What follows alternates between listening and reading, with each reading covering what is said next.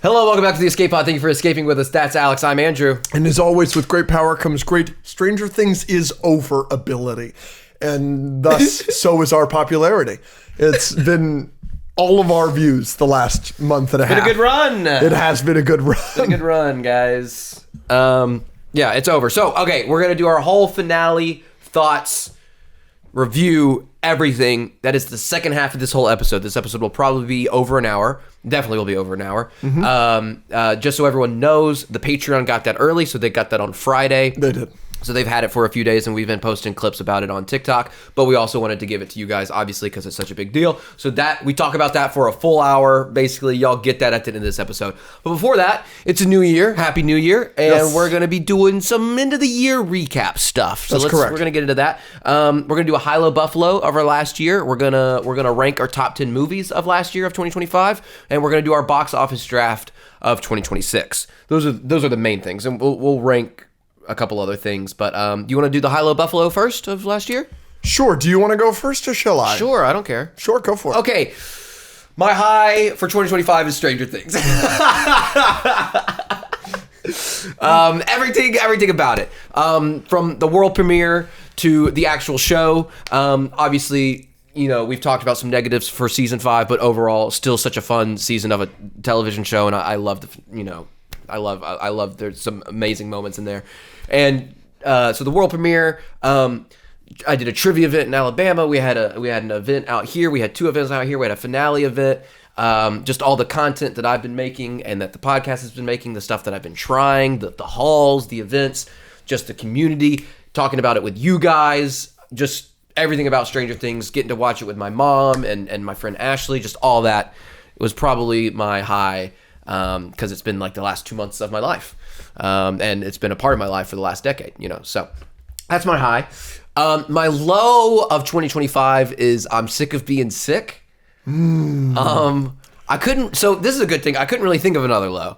Great. Right? Yeah. But I am sick of that. I'm somewhat sick right now. I don't know if you can hear it, but, anytime I travel or do anything excessive or a big event, I'm always sick afterwards, and I'm trying to work on that because I did have a moment at home where I was like, I'm actually really tired of this. You know, it affects my moods, it affects my ability to socialize, it affects my ability to work, it affects my ability to work out. So just how tired I am is one thing, and you know that's a thing with me. And that used to be a bigger problem because I hated it, but then I also hated myself because I was tired all the time. I've accepted it more, but it is still annoying that my body just sometimes won't do what I want. So that's probably my low, is how sick I've been. Not all the time, but anytime something big happens, like the Stranger Things event, right? I'm a poor traveler as well. Yeah. But I don't get sick at the frequency that you do. Yeah. It is. You get that jet lag and you feel bizarre. it, but I'll feel it for a day, and I'll feel really shitty when I land. Yeah. But I'll be fine once I sleep. right. But you sleep and you wake up and you're worse. Yeah, I'm sniffling and coughing a little bit right now. Body aches. Like I traveled back from Alabama, and like the next day I felt sick, and I was like, oh, after the event, I'm gonna be even worse. It's not terrible. I can function. Like I'm talking, I'm chilling, like I'm having a good time. But yeah, it happens sometimes. My Buffalo is one of my New Year's resolutions. Is I want to laugh more. Nice. And I should spend some more time with me. So that's funny because a sub asterisk of this one was stay away from Alex. I'm just kidding. No. I think laughter is the best medicine, and I think I want to remind you guys. Laughter helps you not take things as serious. I think it would help me with my self-confidence. I think it would help me have more fun. I want to laugh with you. I want to laugh on the podcast. I want to laugh in my videos. I want to laugh with my friends. I want to laugh at movies. And I just want to remind you guys that, like, you're probably overthinking way too much stuff. And here's your check-in to stop doing that. Take a minute, realize that probably doesn't matter as much as you think it does, or it's not as negative as you think it is, and maybe just laugh. You know, laugh at yourself, laugh with others, and have a good time. And I want to do that for you guys, and I want to do that for myself. So that's one of my New Year's resolutions. That's a great New Year's resolution, and that's a great way to end off your 2025 high-low Buffalo. That is correct. Before we get into my high-low Buffalo, I want to talk about something real quick that I think is a high for both of us that I don't think that either of us said or will say because it's maybe a little obvious, but I didn't want to acknowledge that 2025 was the greatest year of the podcast by far. Yeah. Not even close in terms of just growth and opportunities and all of those things. And that's all thanks to you. Yep. So if you're watching this, thank you so much for making this year so special. I mean, 2025 was unbelievable. Obviously, we're going to keep this going in 2026. We're not stopping anytime soon. It's going to be a very fun year. Which it is. Buckle up! We will discuss it by the end of this episode. It'll be very fun. But just wanted to say thank you for 2025. Holy shit, thank you for 2025. I mean, the reason I had so many highs to pick from and so many lows not to pick from is you guys. You know? Absolutely. You know, so we love the fact that we can affect your life and hopefully make it a little bit better and more positive, but don't let a day go by where you don't recognize the fact that y'all do the same for us. Oh, absolutely. Yeah. What a great way to put that. Absolutely. So going into my high-low Buffalo, there were a lot of options here, like you said, a lot of options, but you went Stranger Things. I'm also going to go something in the nerdy realm. The biggest W of the year for me, for, how the kids would say it, is the confirmation that the DCU is in good hands. Yes. And we finally have a truly great modern Superman movie. Yes. We have not had a great Superman movie since Superman 2 with Christopher Reeve, right? And so, to not only have that for the modern age, for kids to grow up with, and, Superman is the most prevalent superhero in their lives, not only to have that, but also to, confirm what we thought, but, for half of this year leading up to July, every day we were like, what if it is sucks? Superman going to be good? What if it sucks? No. Not only does it not suck, I have a feeling it'll be on both of our lists when we get to our top 10 of the year. That was actually something I thought about today. Yeah. Was just how that movie has aged on me, and it has only gotten better with age. Absolutely. And I Last Sun, the soundtrack Last Sun. That song from the soundtrack, I put it on and listened to it 3 times today, and it was 2026, baby. Yeah. Because I want to be like, Superman. Yep. Superman is so awesome. It was so good. Punk It was rocker. so good. Exactly. So that's my high for the year. My low, Great pick. big negative for this year, for 2025, is how rampant AI got this year. AI is everywhere and it's gross. It feels like every fairly cool piece of art I look at on Twitter or Pinterest or Instagram or whatever, I have to do a triple inspection to make sure that there aren't 8 fingers somewhere, or it used to be for the longest time, you see art on social media and you're just like, oh, great, let me give this a like. Maybe let me comment. This is awesome, whatever. Yeah. Now I can't do that. Obviously, it's fucking killing the planet. Obviously, I feel very strongly that AI is making people dumber. I know people that rely on ChatGPT for the littlest things. It's just, personally for me, if AI helps to cure cancer, great. That's probably what it should be used for. It has no place, in my opinion, in the entertainment industry and the art industry. And so biggest negative of the year for me is just AI and how everywhere it got this year. I mean, it's the time people of the year are the people that have kind of made the AI thing happen. So did you see an artist came out for the AI of Stranger Things? A lot of people have sent that to me. Yeah. I love it. Love it. Very happy about it. And it was multiple different artists, but thrilled to hear that. That's exactly what I wanted. Very happy about it. And you know what? Guess what? I'm not surprised. Because the Duffers are the goats. Yeah. I love those guys. Yeah, they're great. And my Buffalo, so every year, my mom's going to love that I'm telling this on the pod. Every year since... I'm surprised your low wasn't crapping your pants at an event in New York. I don't think it's that funny that you brought that up.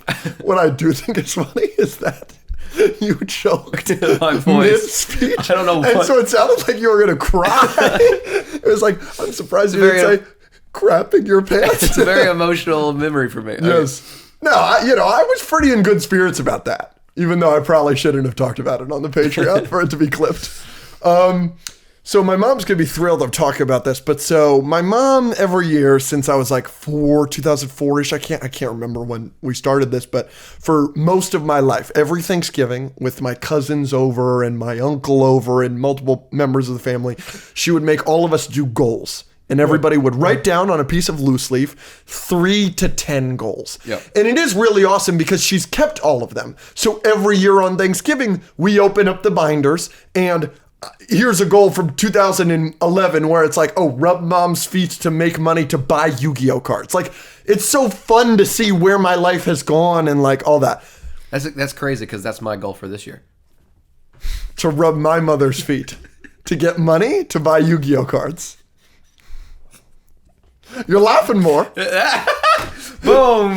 New Year's resolution checked off. Okay. But the and my so anyway, my positive is my buffalo is that I wrote 10 goals for 2025. I wrote them in 2024, and I hit 8 of my goals. 8 of my 10 goals. And so I thought, man, I need to write bigger goals. But that was just awesome. It just, oh, wow, I did this. Oh, wow, I did this. It was awesome to constantly go through that. So this is a great family tradition. I like that. It was awesome. Yeah, I mean, it's definitely something I want to take forward because it's something I'm very grateful for. But yeah, there's our high-low buffalo. What do you want to hop into now, boss? I say we do movies of 2025. Absolutely. I think that's a great idea. I started with high-low buffalo. You can start with this. No problem. So these are, here's my top 10 movies of 2025 plus a couple of honorable mentions. Yep. So I'll start with my honorable mentions. Thunderbolts just missed the cut at 11. I really, really enjoyed it after my first viewing. I kept rewatching it. I think I saw it 4 or 5 times in theaters. I think it's a great time and definitely a major step in the right direction for the MCU. My other 2 honorable mentions, I've got Roofman, the Channing Tatum true story movie. That was awesome. It's great. If you haven't seen it, I highly recommend it, but not much to say other than it's a fabulous movie. I think I gave it a 9 out of 10. And then my last honorable mention will be shocking to some people. I've got Neja 2. But Whoa. You and I spoke about this a little bit off air, and I'm glad I'm getting the platform to say this right now. That English version of the movie made the movie so much worse for me. We reviewed it at the very start of this year and said something along the lines of, if this isn't my favorite movie at the end of the year, I'm going to be shocked because we loved it so much. But they did a re-release with an English-speaking cast, and we both saw that. And it left such a bad taste in my mouth. It made the movie so much worse for me. And now anytime I think about it, I think about the English version. So maybe this is very unfair. Maybe this is, some people are going to kill me like what I said about Marty Supreme. This is unfair. Rewatch the Chinese version or whatever. But how I'm feeling right now is that it missed the cut for top 10. Okay. Number 10. Little bit of Neja 2 over here. I've got the Fantastic Four First Steps. Okay. When that movie was still in theaters, it was easily one of my faves of the year. But I rewatched it recently with my family when I was home for Christmas. And I was rewatching that final battle and I was like, damn, this goes on for a long time. And kind of all of my big problems with the movie kind of came back. And maybe I forgot about that amazing interstellar style chase sequence in space, but I was rewatching it the other day being like, man, I do not like this as much as I thought I did. Okay. So that's still top 10. No, still top 10. Number 9 is One Battle After Another, the very likely Best Picture winner. I was just kind of floored by this movie. It's so well acted. It's so well written. It's so well shot. And did get to see it in IMAX and 70 millimeter, and that was a big plus. Number 8 is a movie I think is undoubtedly on your list. I've got F1. Just awesome. I love Brad Pitt. He's one of my favorite working actors. And Joseph Kosinski, man, I'll see anything that guy fucking does, man. After Top Gun Maverick and now this, anything he does, I'm down for. Mm-hmm. I just, F1's, it's a blast. It's just so a blast. It's so much fun. And number 7, I've got Sinners, one of my 2 10 out of 10s for the year. Lower than I thought it'd be. It's just like, yeah, in terms of like the best movies I've seen this year, Sinners is probably number 1, but it's just, I don't like it as much as the movies ahead of it. Sure. And then number 2 on that list for best movies of the year, my other 10 out of 10, I've got The Long Walk. So that's your 6? That's my 6th spot. I think Long Walk is excellent. That's probably the most emotional I've been in a movie theater this year. Just like watching it, sitting there. Anytime, there's so many moments in that movie that like physically got a reaction out of me. So Long Walk is number 6. Number 5, what very well could be the highest grossing movie of the year. I've got Zootopia 2. Love Zootopia 2. I've seen it twice. It's hilarious. It's heartfelt. It's great. It's clearly an improvement on the first one, and it is easily one of my 10 favorite Disney movies I've ever seen. Number 4, Wake Up Dead Man, the third Knives Out film. Ever since I saw it, I just keep thinking about it and thinking about it and thinking about it, and it gets better every minute I think about it. It is clearly the best protagonist alongside Benoit Blanc and Josh O'Connor's father Judd. It's the movie's commentary on religion and cults, while simultaneously never being outright disrespectful to the Catholic Church. Father Judd is such a great example of like a truly great priest. Not something we see, especially in modern movies. And, you know, I'm not the most devoted Catholic, but it would have been shitty the whole movie if it was like Catholicism sucks. Yeah. But Father Judd is such a great guy and a great priest that it's awesome. Because everyone knows what I'm a Christian or whatever. Yeah. People have messaged me and be like, either they're like, don't watch this. Yeah. It's so sacrilegious. But other people are like, I would love to hear your thoughts on it because of that character and stuff. So yes. I have not seen it, but I would really like to. There's a scene where he's on the phone, and it's easily one of the funniest scenes in any Knives Out movie ever. And then on a dime, it becomes a very serious scene, and it becomes probably the best example I've ever seen of a priest on screen, like doing really his wanna job. see it. It was amazing. I really want to see it.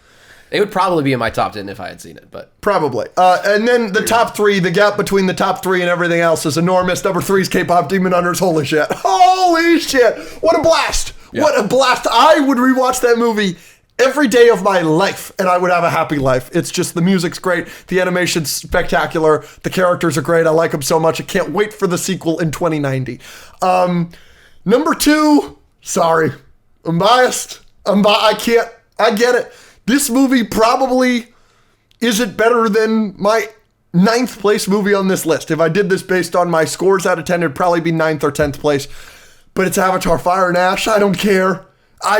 Is it recency bias? Maybe. But it's the best. It's so awesome.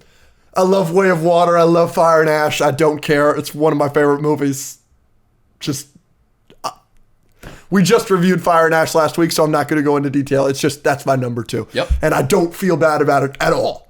You don't feel bad about your number 1 either. I don't feel bad. That's Superman's my number 1. I'm spitting everywhere. I don't give a fuck. That's right. Superman was That's right. super. It was exactly the movie it needed to be. It got everybody so excited for the DCU. The only negative I have about it is that it didn't make more money. It's a tad concerning, but hopefully that just carries over to the future of the DCU. It was wonderful. You guys, it's, you know, I assume if you're watching this, you've probably seen our review of Superman. It's the best. We loved it. And that didn't change.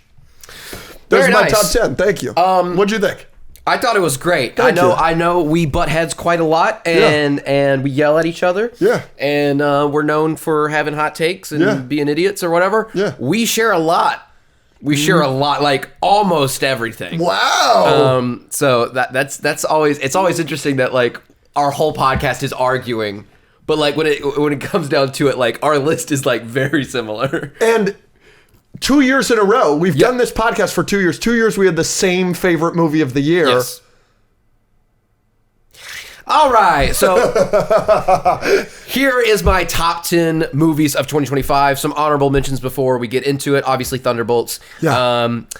Weapons is just out of my top 10. Yep. It's at my 11. Yep. Really had a lot of fun with that movie. And an anime movie, Chainsaw Man. Reze Arc, that movie really blew me away. I had a lot of fun. That's my 12. I'm surprised that didn't make it. Yeah, it's close, but it's at my 12. Yeah. At number 10, I have Marty Supreme. Really great movie. The protagonist, it's hard to pull for him sometimes because he's just kind of a terrible person, but it was a fun movie nonetheless. Penn Jillette did a great job. Kevin O'Leary did a great job. Obviously, Timothy Chalamet is amazing. At my number 9 is Zootopia 2, which we both absolutely loved, and we both believe is better than the first. Yep. And I went in, not maybe it was because my expectations were so low, because I'm a little bit lower on Zootopia 1 than most people, even though I like Zootopia 1, but this one I think is clearly better. At number 8, a very emotional movie, very hard movie to watch, is The Long Walk.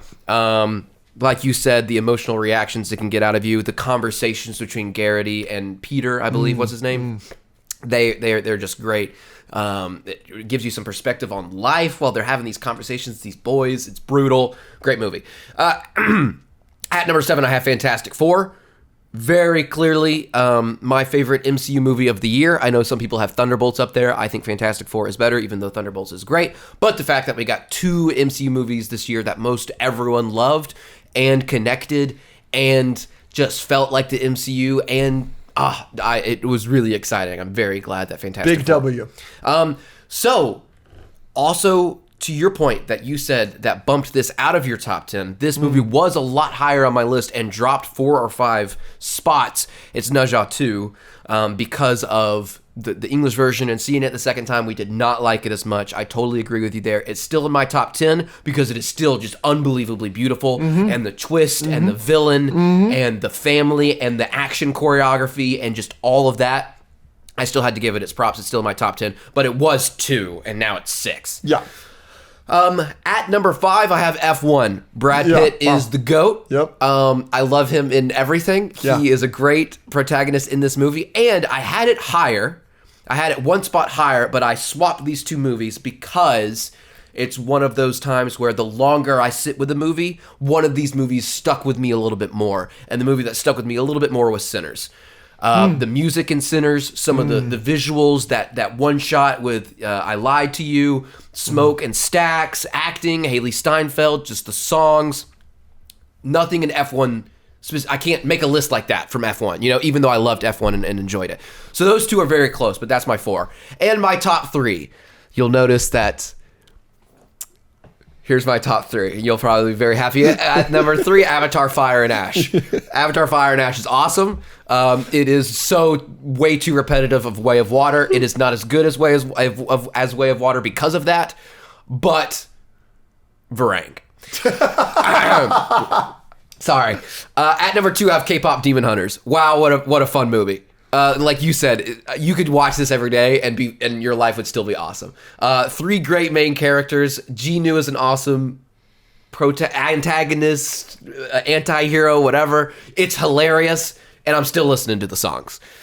And at number 1, I don't give an F. This is so clearly number 1 to me. Is it a perfect movie? No. Is it what it should have been? Yes. Does it make me happy? Yes. Is it Superman? Freaking yes, bro. Superman's awesome.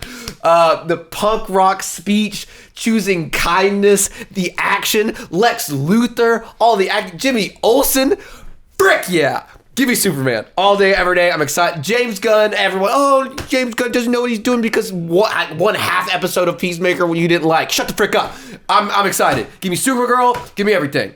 For the 3rd year in a row, we have the same number 1 movie of the year. Yep. And this year we've got the same top 3. Yeah. I like that. When you said there was a gap and there was your top 3, I was like, there's no way it's not these 3. I got excited. Excellent. Okay, so we've got, you want to do another ranking? Yeah. Do you want to do that? Or yeah, let's do that. Yeah. Okay. You want to go? Yeah, so obviously we've become the Stranger Things podcast the last month and a half, 2 months, 3 months, whatever, since we've... So, I'd be remiss to do this hour of the show without talking at least a little bit of Stranger Things. Stranger Things is fully out. Obviously, attached to the end of this episode will be our full finale review, but this will include spoilers for the finale. Okay. So should I do this later? Yeah, let's do that right before we go into Stranger Things. Okay. Is that okay? Yeah, of course. Okay. So let's do our 2026 draft. Well, yeah, sure. Sure. We're doing it, but shouldn't we talk about 2025 first? Yes, but yours contains spoilers that we don't want to do until the end. No. What do you think we're doing in this draft? The 2026 draft? Mm-hmm. Drafting movies up in 2026. Why? Box office. Okay. What did we do in 2025? We did the same thing. So shouldn't I talk about that first? Sure. Okay.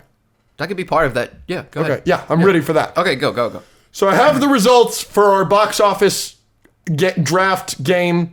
We each drafted 5 movies, and we never decided on a punishment for the loser. Yeah, the patron's supposed to decide. We'll figure it out. But what it is it's the box office based on 5 films put together. I'll just repeat yours. You had Zootopia 2, Wicked for Good, Megan 2.0, Jurassic World Rebirth, and How to Train Your Dragon live action. I had Avatar Fire and Ash, Fantastic Four, Superman, F1, and Five Nights at Freddy's 2. We did the second half of that year. Or else we absolutely, one of us would have drafted Lilo and Minecraft Stitch and Lilo and yeah. Stitch in this, but we did it very late in the year. So it's fun that we're going to kind of do it early in the year. So I have totaled the totals, but I want to talk about something because we have a clear winner. Yeah. It's a gap between who won and who didn't. But not only do I believe that gap wouldn't exist, but it would actually go the other way, and the loser currently would win if we did the total box office runs for these movies. That's what we're doing. So that's what we're doing. I'm just confirming that ahead of time. The total box office runs. Not just in 2025. Yes. Fire and Ash counts until now. Great, because Fire and Ash just crossed $1 billion. Yeah. But as of right now, I'm 600 million behind you. What? But I think Fire and Ash will do that. Yeah. So you think you're going to... Zootopia 2 really helped you out Yeah, here. I know. So you had... Dude, I would have killed you if I didn't pick Megan 2.0. You would have. How to Train Your Dragon at 636 million. Jurassic World Rebirth at 869 million. Wicked for Good at 510 million. Megan 2.0 at 39 million. Basically, a rounding error. And Zootopia 2 at 1.5 billion. Puts you at about $3.5 billion. I have Avatar Fire and Ash, which currently sits at $1 billion. Fantastic Four at $521 million. Superman at $616 million. F1 at $631 million. And Five Nights at Freddy's 2 at $224 million. Puts me at a total of $2.9 billion. Wow. So you think Avatar Fire and Ash will do another 600 million? I do. I think that'll be close. It could be. How interesting. Very interesting. But it would also suck. I just wanted to make it interesting. Zootopia 2. I wanted to make it close. Zootopia 2 gets another 100 million and might be fucked. Yeah, is Zootopia 2 still out? Yeah. Oh, yeah. Freaking suck my balls. It just became the highest grossing Disney animated movie of all time. It passed Frozen 2. W pick, Andrew. Yeah, that was a great I'm pick. so smart. But also, I'm not, you know? Yeah. I really balance out. Okay, so we're doing next year. So we are doing next year, and we're doing it at the start of this year. It's only January 4th, January 5th? Yeah, we got this. So we got all year to do this. I'd like to do 5. Okay, no problem. Is that 'Cause okay? I've got 15 written down I have here. 16 written down, but I assume there's a lot of overlap. there's a lot of overlap. Sure, so we could definitely... But here's a question I want to ask you. Yeah. Since we're drafting 2026... Can I speak today? Mm-hmm. Since we're drafting 2026 movies based on box office. Yes. I think there's one movie that's clearly going to be number 1. Okay. And that's just going to go to whoever we flip a coin to. No, I don't think so. I had the first overall pick last year, so I think that you can decide if you would like to go first or second.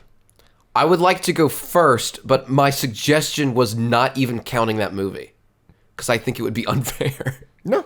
Okay, great. I'll go first. I'll take Avengers Doomsday. Yeah, no problem. I got news for you. I think that if either of us said that at the start of last year, we would have said Avatar Fire and Ash, and Zootopia 2 may very well make more money. I think Avengers Doomsday is a more shoe-in. Sure. But maybe. I think that that's fair. So we're doing a snake draft, which Yeah, so you means get that I get 2 picks right now. I'm going to go Michael. Wow. Okay. Michael Jackson biopic. Okay. And give me Spider-Man Brand New Day. Wow. Okay. All right. I'm not mad at that at all. I mean, those were high on my list, but they weren't my 2 and 3 spot. Really? I think you're an idiot for that. Well, I did pick Megan 2.0. Okay, my keyboard's not working. That's fun. Okay, I'm gonna go. My number 2, so I get 2 now, right? Mm-hmm. Is the Super Mario Galaxy movie. Yeah, fair. And my 3 is Toy Story 5. Yeah. You might have just won based on that top 3. Mm-hmm. So you did Spider-Man and Michael. Okay, yeah. Not bad picks at all. I mean, Spider-Man... I mean, it's the sequel to the highest grossing movie of all time. No Way Home? No Way Home is the highest grossing movie of all time. If you count China. If you count the fact that it did not come out in China. And it's still like the 7th highest grossing movie. There are a lot of time. Spider-Man movies that haven't done anything crazy. You're right. TASM 2, for a good example. What, it did like 200 million? Yeah, so I think it made like 700 million, but still. It would hurt. I don't think so. I was doing some research. Maybe I'm tripping, but... Yeah, all right. Anyways, your turn. So, Oppenheimer made $950 million. I'm going the Odyssey. Okay. That's also my list, but not... Wow. You and I had very different lists.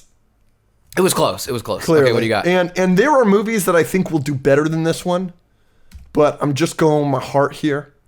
And what? Go. I really want this next pick. I don't want you to take it. Go. Actually, I don't know. I'm going, first Star Wars movie since 2019. Okay. Give me Mando and Grogu. All right.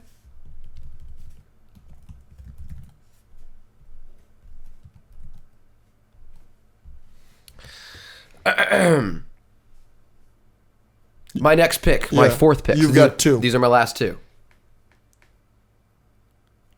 I think there's no chance you pick my last pick, so I'm going to write it down.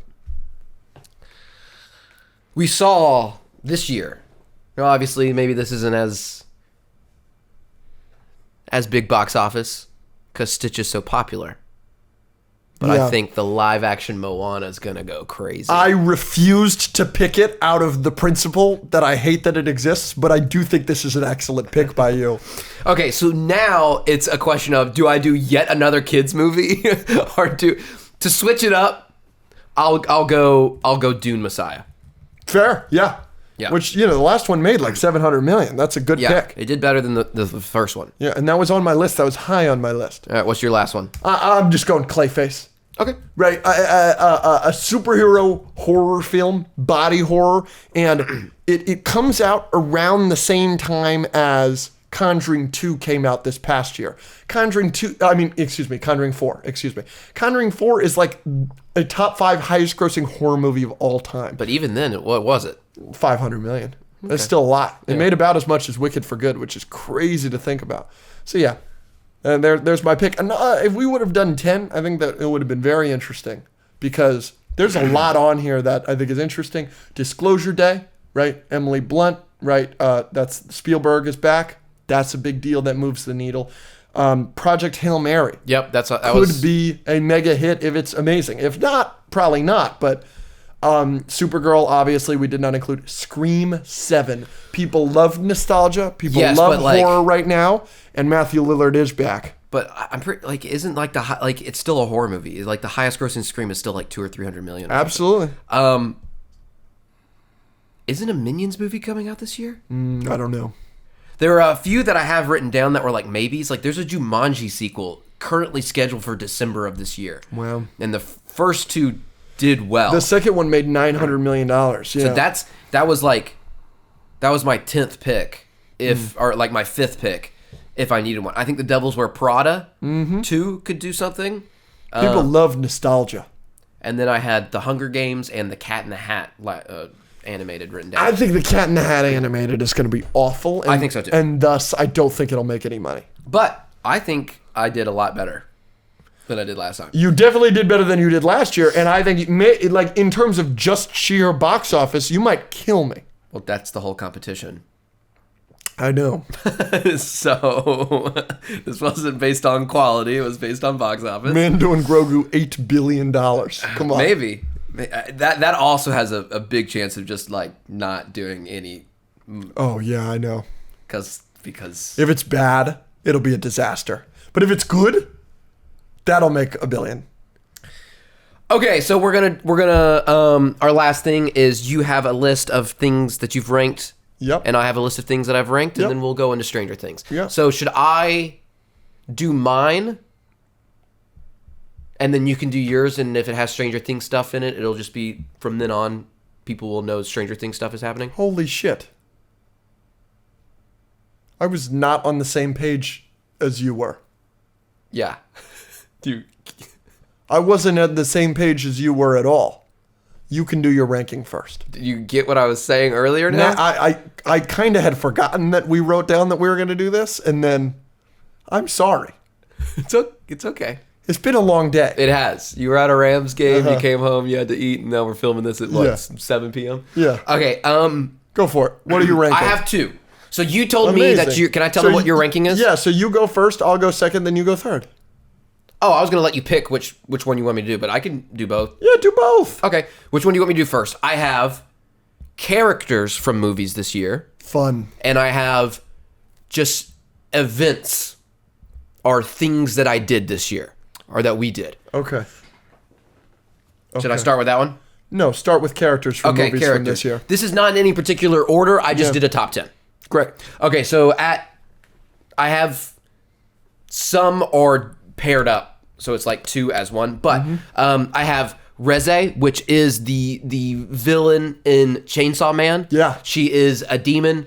Her design, we've shown you. She has a bomb as her head. And she's bad as hell. She's very bad. There's like a whole love story, and then it turns out to be like fake, and she's a bad guy, and then her powers are really freaking cool. But then at the end, she kind of relates to the main character of Denji because she was kind of manipulated in the same way. She's being forced to do things, so then you kind of feel bad for her. Then the love story kind of becomes real again. Then there's this awful moment where like maybe they'll work out, and then it doesn't. She's a really complex character. She's a very hot character. I think she deserved that. That's Reze. Okay, next I have Nick Wilde.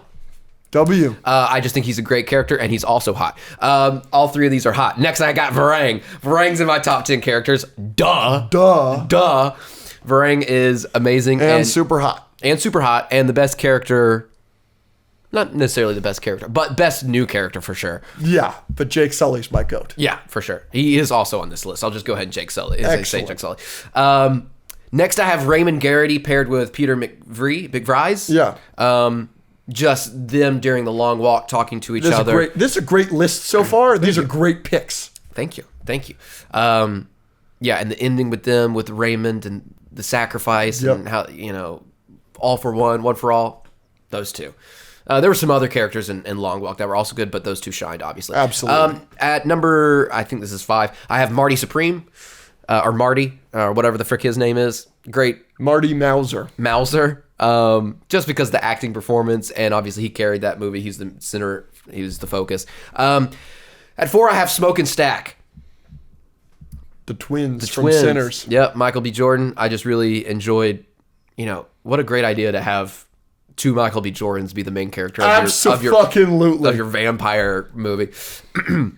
Number 3, I have Jake Sully. I already said that. At number 2, paired up, I have Rumi and Genu. I think those are the two best characters from K-pop. Obviously, the main 3. Yeah. The Huntrix, right? It's Zoe. I and almost said Chloe. Mira. Zoe and Mira should be up there as well, but I decided to go with Rumi and Genu. And then my last one, I have Superman paired with Lex Luthor. I didn't want to leave Lex out because he was such a great addition to that movie, but Superman and Lex. Great. Those are my top characters from movies this year. Great picks. So I watched 13 TV shows that came out in 2025. And I'm going to rank all of them here. Okay, great. Because what's the point if I do 10 with 3 honorable mentions? That's the whole list. So I'll just give you a ranking. Number 13 was much discussed on this podcast. This could be Daredevil Born Again. Oh my God. I gave it a 6 out of 10. It's not the worst thing in the world. It certainly could have been much better, but considering it's technically season 4 of a TV show that has gotten 2 10 out of 10s from me in 2 different seasons, it should certainly not be last place on this list. And number 12, I've got another Marvel show from this year. I've got Ironheart at a 7 out of 10. You have Ironheart above Born Again. I do. Dude. It impressed me with how much it did not suck. Ironheart. I mean, same, but it's not better than Born Again. Okay, keep going. At number 11, I've got maybe the funniest season of television I saw this year, which is Tires Season 2, which I Tires gave is a great. 7 out of 10. Yeah. There is an episode of Tires Season 2 where Shane Gillis has a gun. He's walking around the tire store, he's just pointed the gun at people. And it is one of the funniest scenes from TV this year. It's just hilarious, and I really enjoyed Tires Season 2. It's not the best thing in the world, but it's 11 on this list. Number 10, I've got Peacemaker Season 2 at an 8 out of 10. There's some really high highs in Peacemaker Season 2. There's certainly lows that a lot of people have talked about, but I enjoyed it. It's a James Gunn project. I enjoy most of those. At number 9, ninth place, I've got Stranger Things Season 5 at a 7 out of 10. I think that episode 4 and the finale are real standouts for me personally. And I think if the rest of the season was that quality, it would be much, much higher on this list. Sure.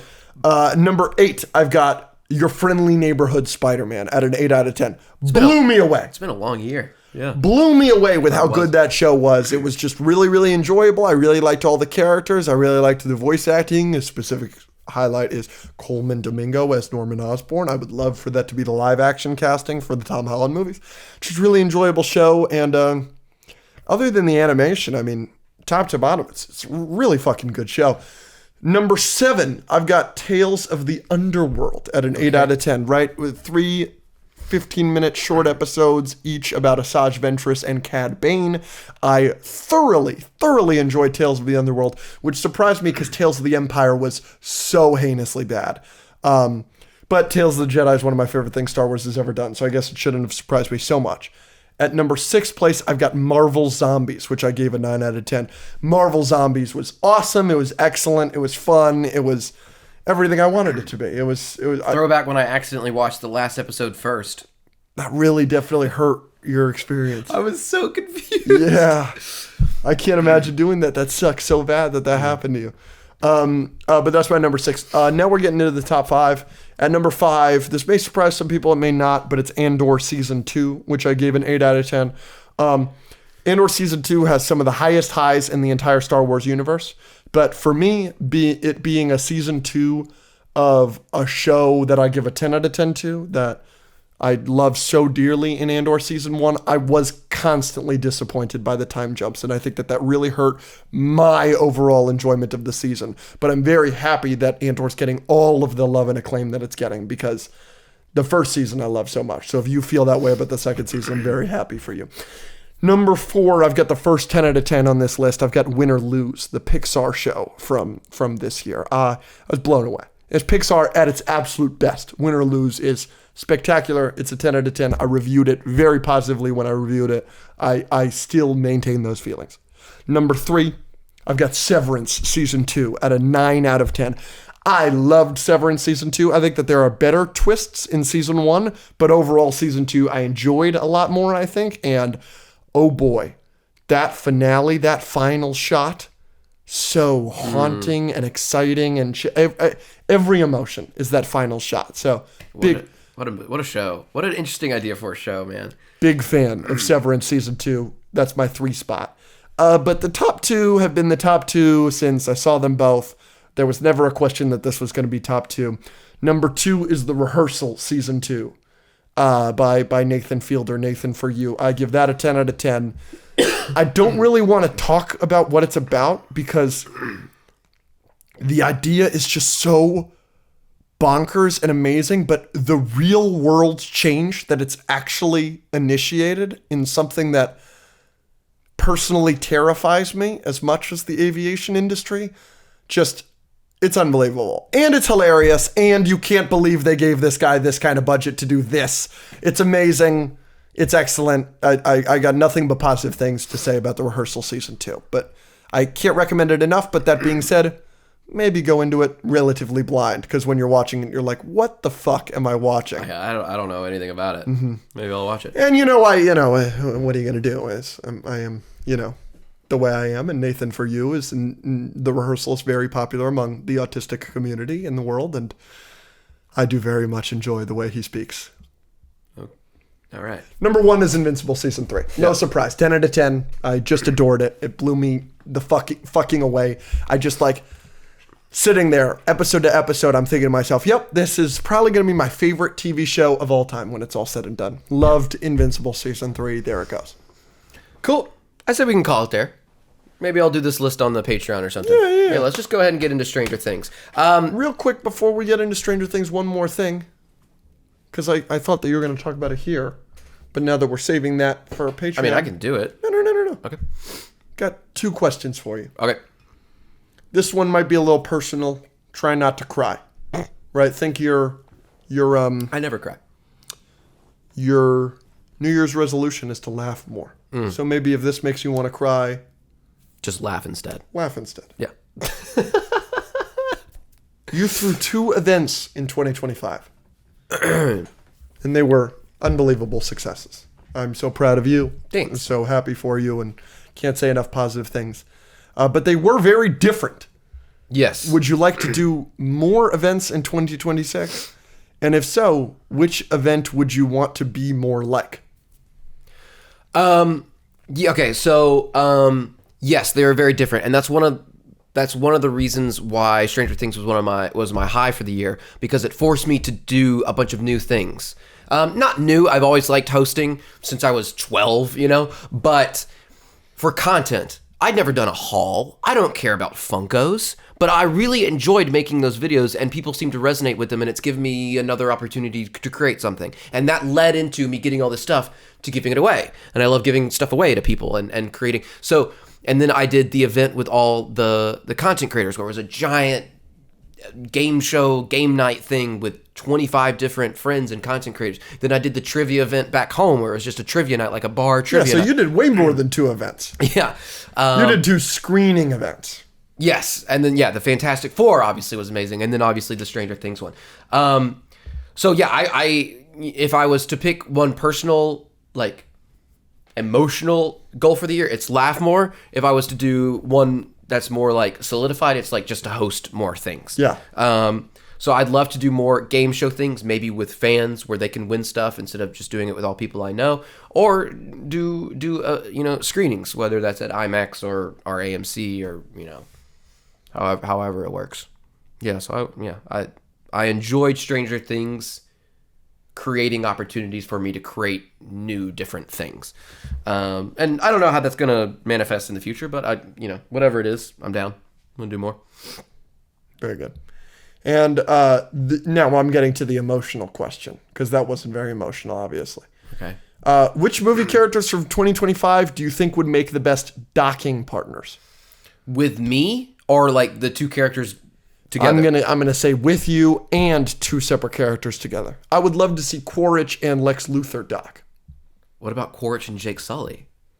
Yeah, sure. What about Jonathan and Steve? Yeah, well, we talked about that one. Nick Wilde? You want to dock with Nick Wilde? Yeah.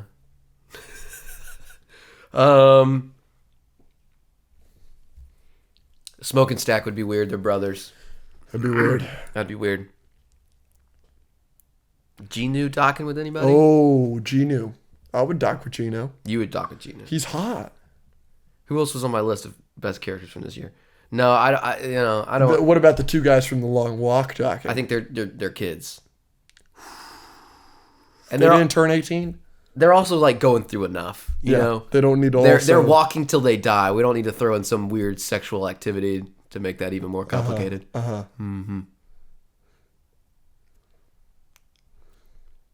All right, ranked Stranger Things. Stranger Things. Hey guys, we love you. Thank you so much for this past year. Yes. 2026. Buckle the frick up. Yes. Events are coming. Podcasts are coming. Great movies are coming. By the way, cookie dough bites, people are finding them now. Yes. We literally signed some at the Stranger Things event because people had found them at Walmarts. Yes. So go look in your Walmart and try and find them. Send us pictures. And subscribe to the Patreon if you want stuff early every once in a while. We're about to have my mom on tomorrow, maybe. Yes. So you get some exclusive. Whoa. Yeah, you get some exclusive content with my his mom.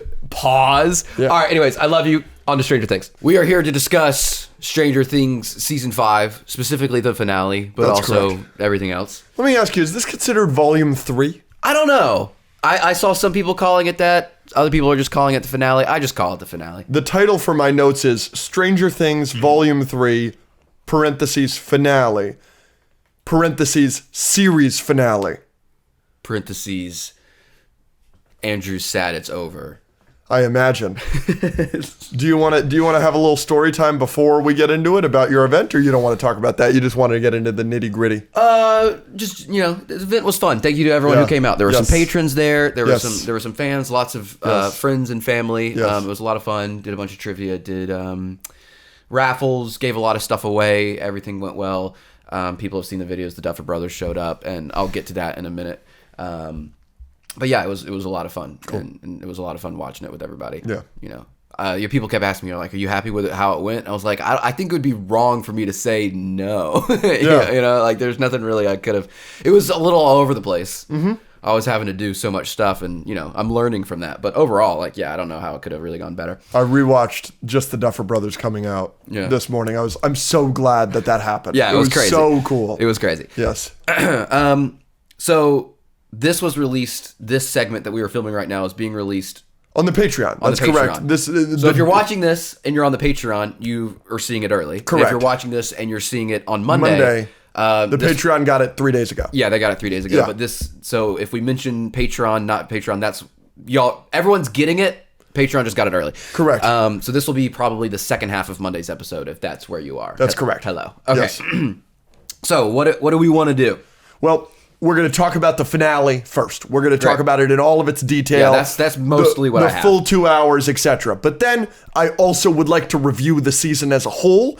Okay. We're going to give the finale, because it's a movie in itself. It's on Letterboxd. Yeah. We're going to give the finale a score out of 10. But then that's just the finale itself. Then we're also going to give the season a score out of 10. Okay. And then if we have time for it at the end, I would like to, in retrospect, talk about Season 5 compared to the rest of the seasons of Stranger Things. Okay, I haven't given those last two things as much thought. I was really focused on the finale, but I think I can handle that. No problem. Well, I can kind of walk you through it. And then crazy, if we even have time after that, I have a new segment series, maybe when we complete TV shows on the podcast, kind of variation of High-Low Buffalo.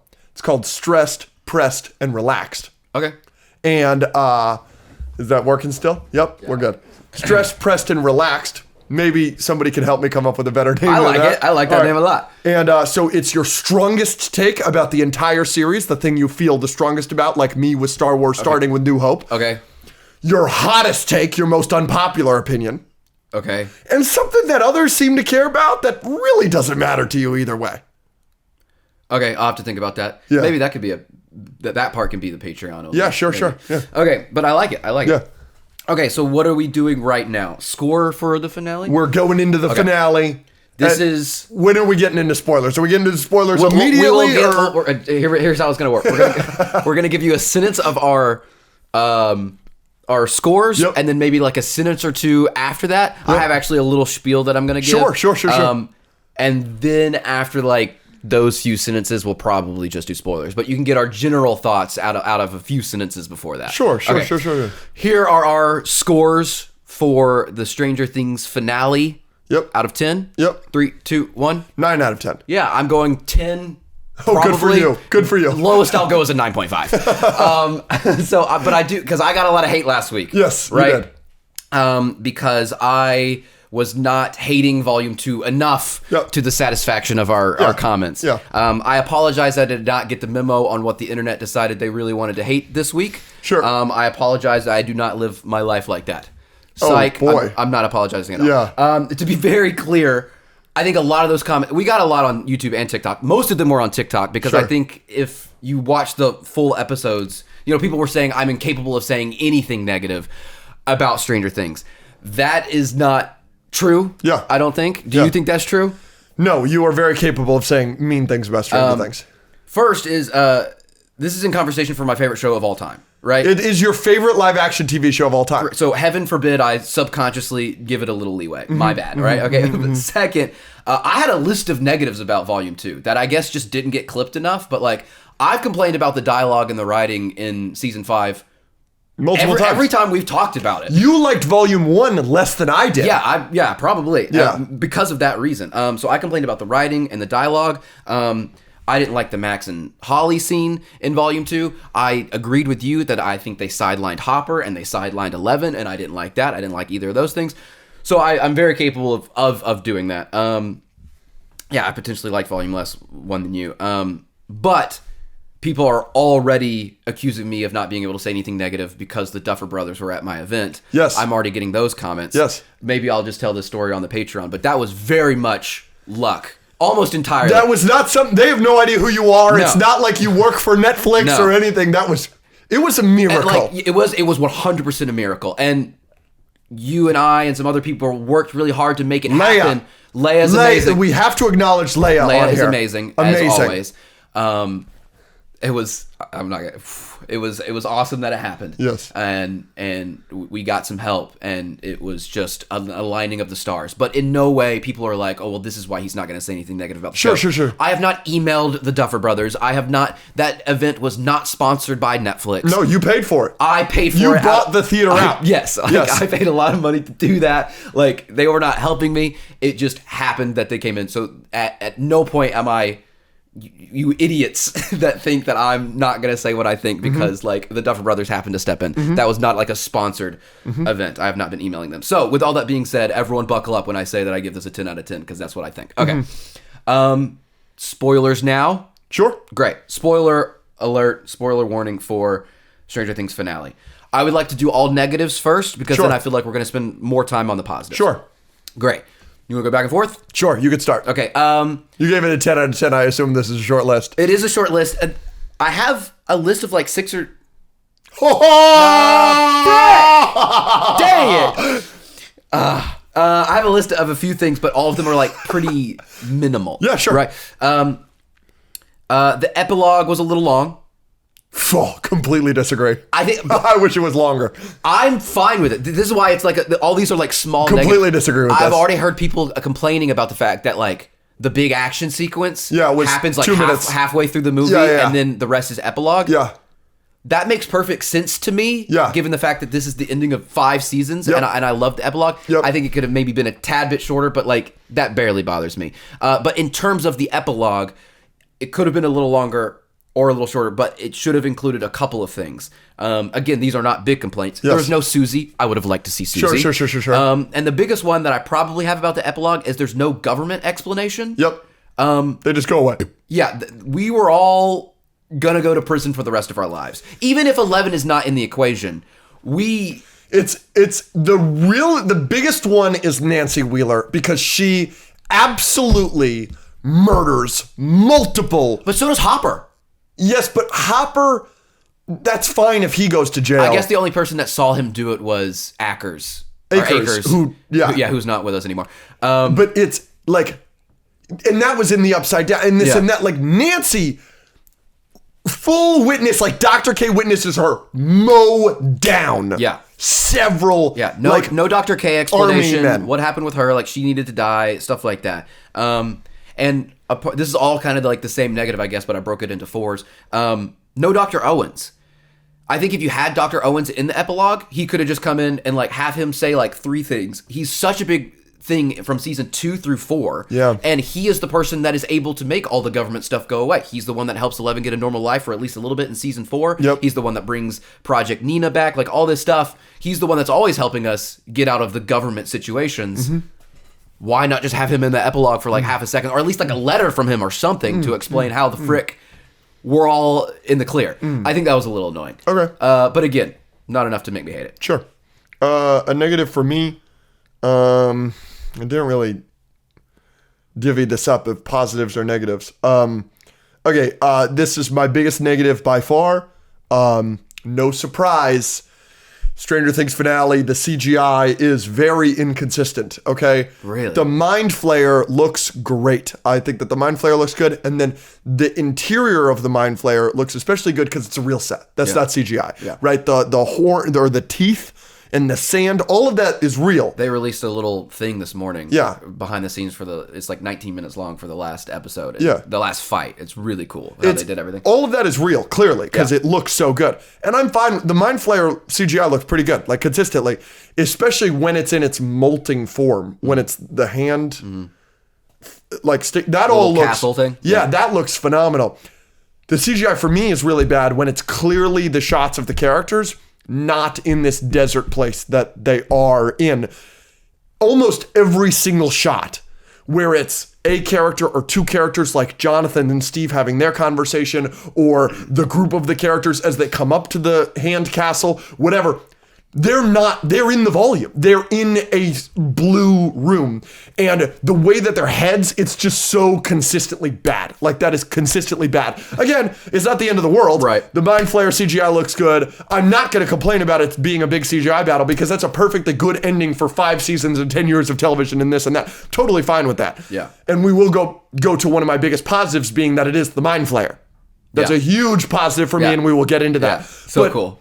But, like, it's just like consistently, I was like, wow, that looks bad. Like every single time the characters are talking. Right. So that's a big negative for me. Well, you know me. That normally doesn't bother of course. me. But I can see what you're saying. Yeah. Normally, I try and at least see what you're saying. And I can agree. They talk about that in the thing. They picked out a cavern or a, what do you call it?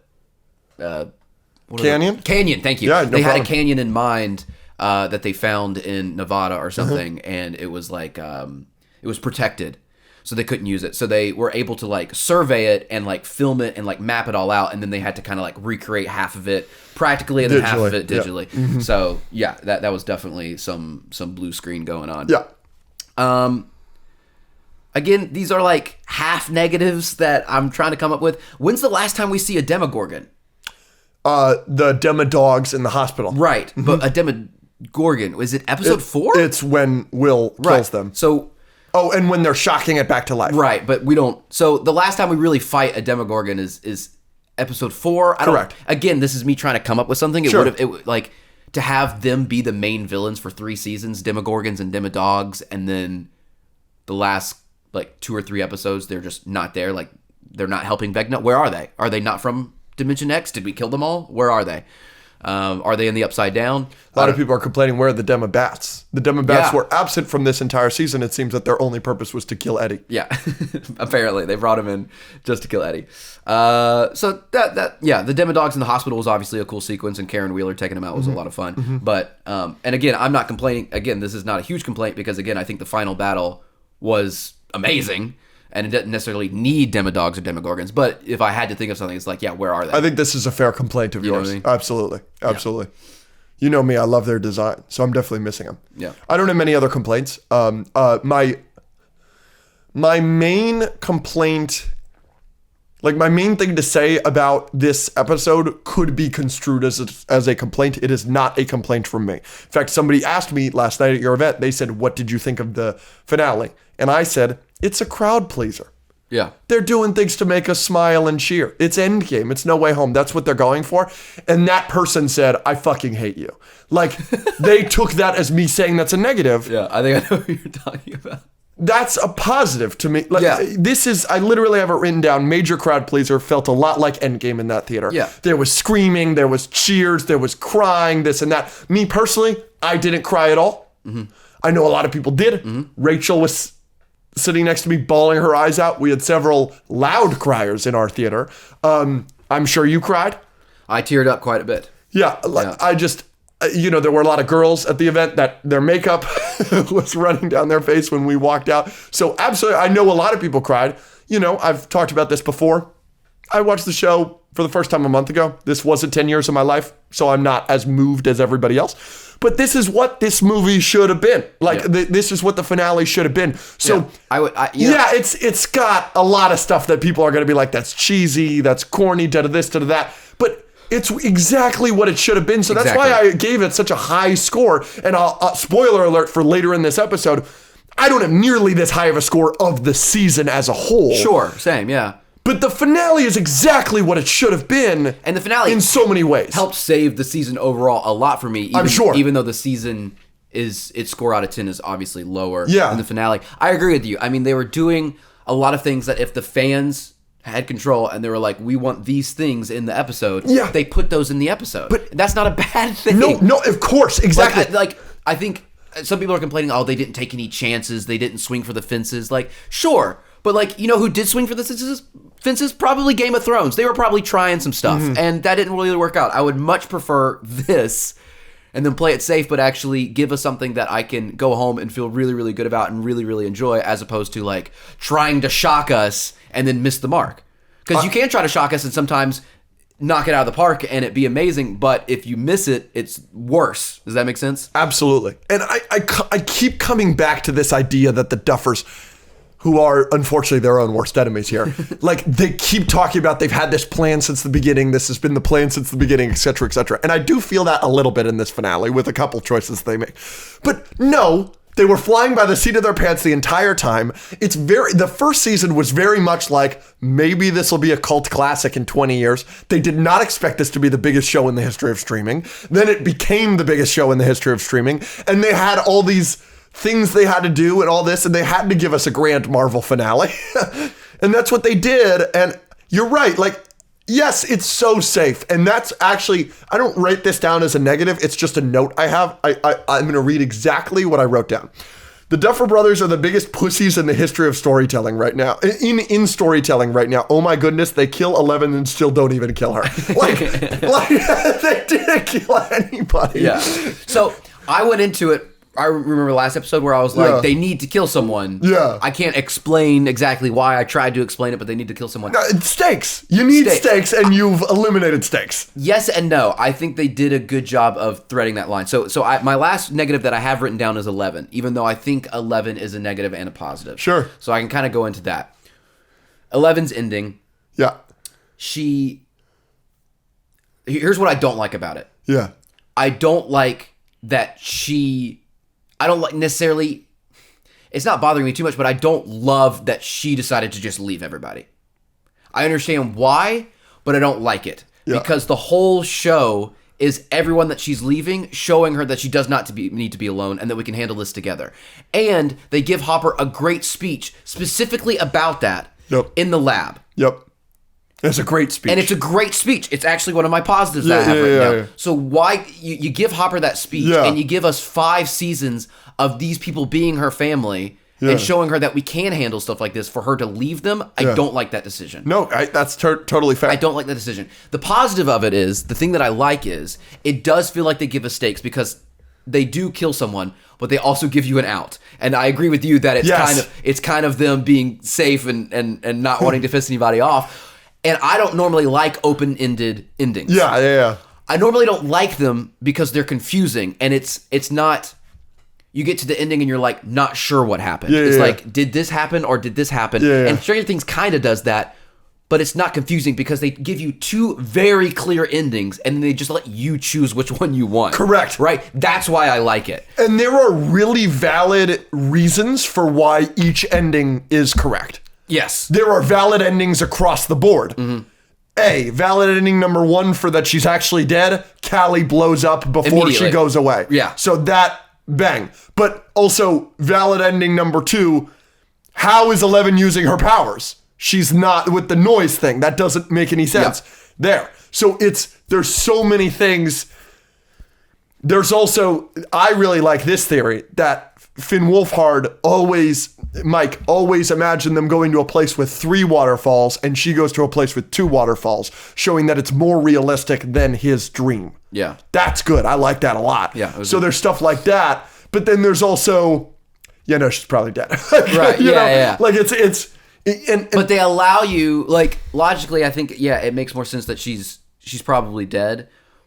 And you feel that hurt, and you get to feel the gravity of what they kind of went through. Like, obviously they're not killing everyone, they're not weddinging it, and they're not it's not a bloodbath, but they do remove one of the most beloved characters, and they let you see that 18 months later of how everyone's dealing with that. And Hopper gives yet another great speech to Mike, and Mike doesn't want to walk, and then obviously the D&D thing. We'll get into all those positives, but I do like that they give you the option that if that's too much for you, and it's kind of like a D&D thing where you can kind of choose which path you want to go down. In my mind, even though I don't think it necessarily makes sense, she lives, and in a few years she's going to reach out to Mike and they're going to live together. That's what I want, and technically that could be how it works. Yeah, absolutely. I like that. I like that a lot. Yeah. I'm done with negatives.